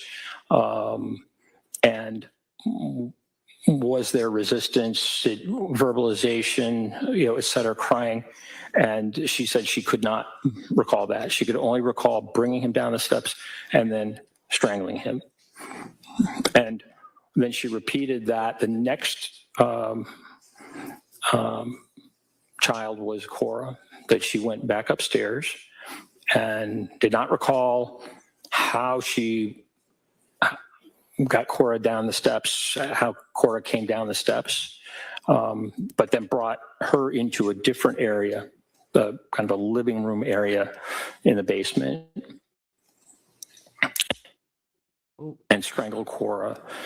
And then lastly, that she went up to get Callan. And I asked her, I said, where was Callan?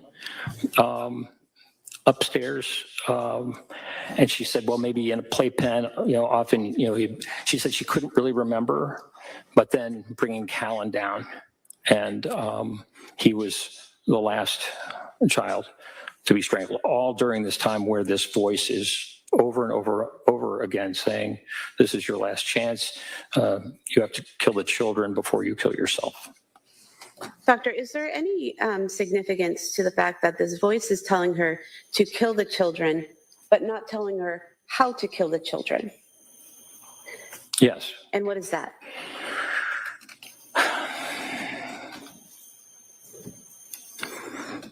Just like adults, children have a will to survive, strong will to survive. I think it's just part of being human. And so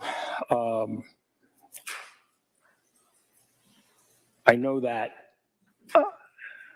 Dr. Resnick described Ms. Clancy as acting as if she were a puppet. But the children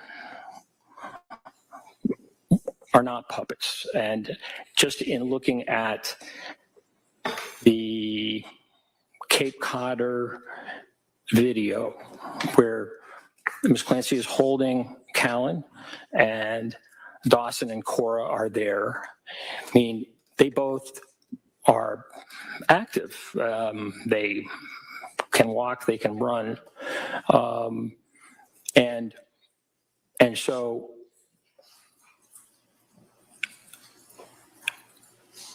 to make the determination about I'm going to object to this.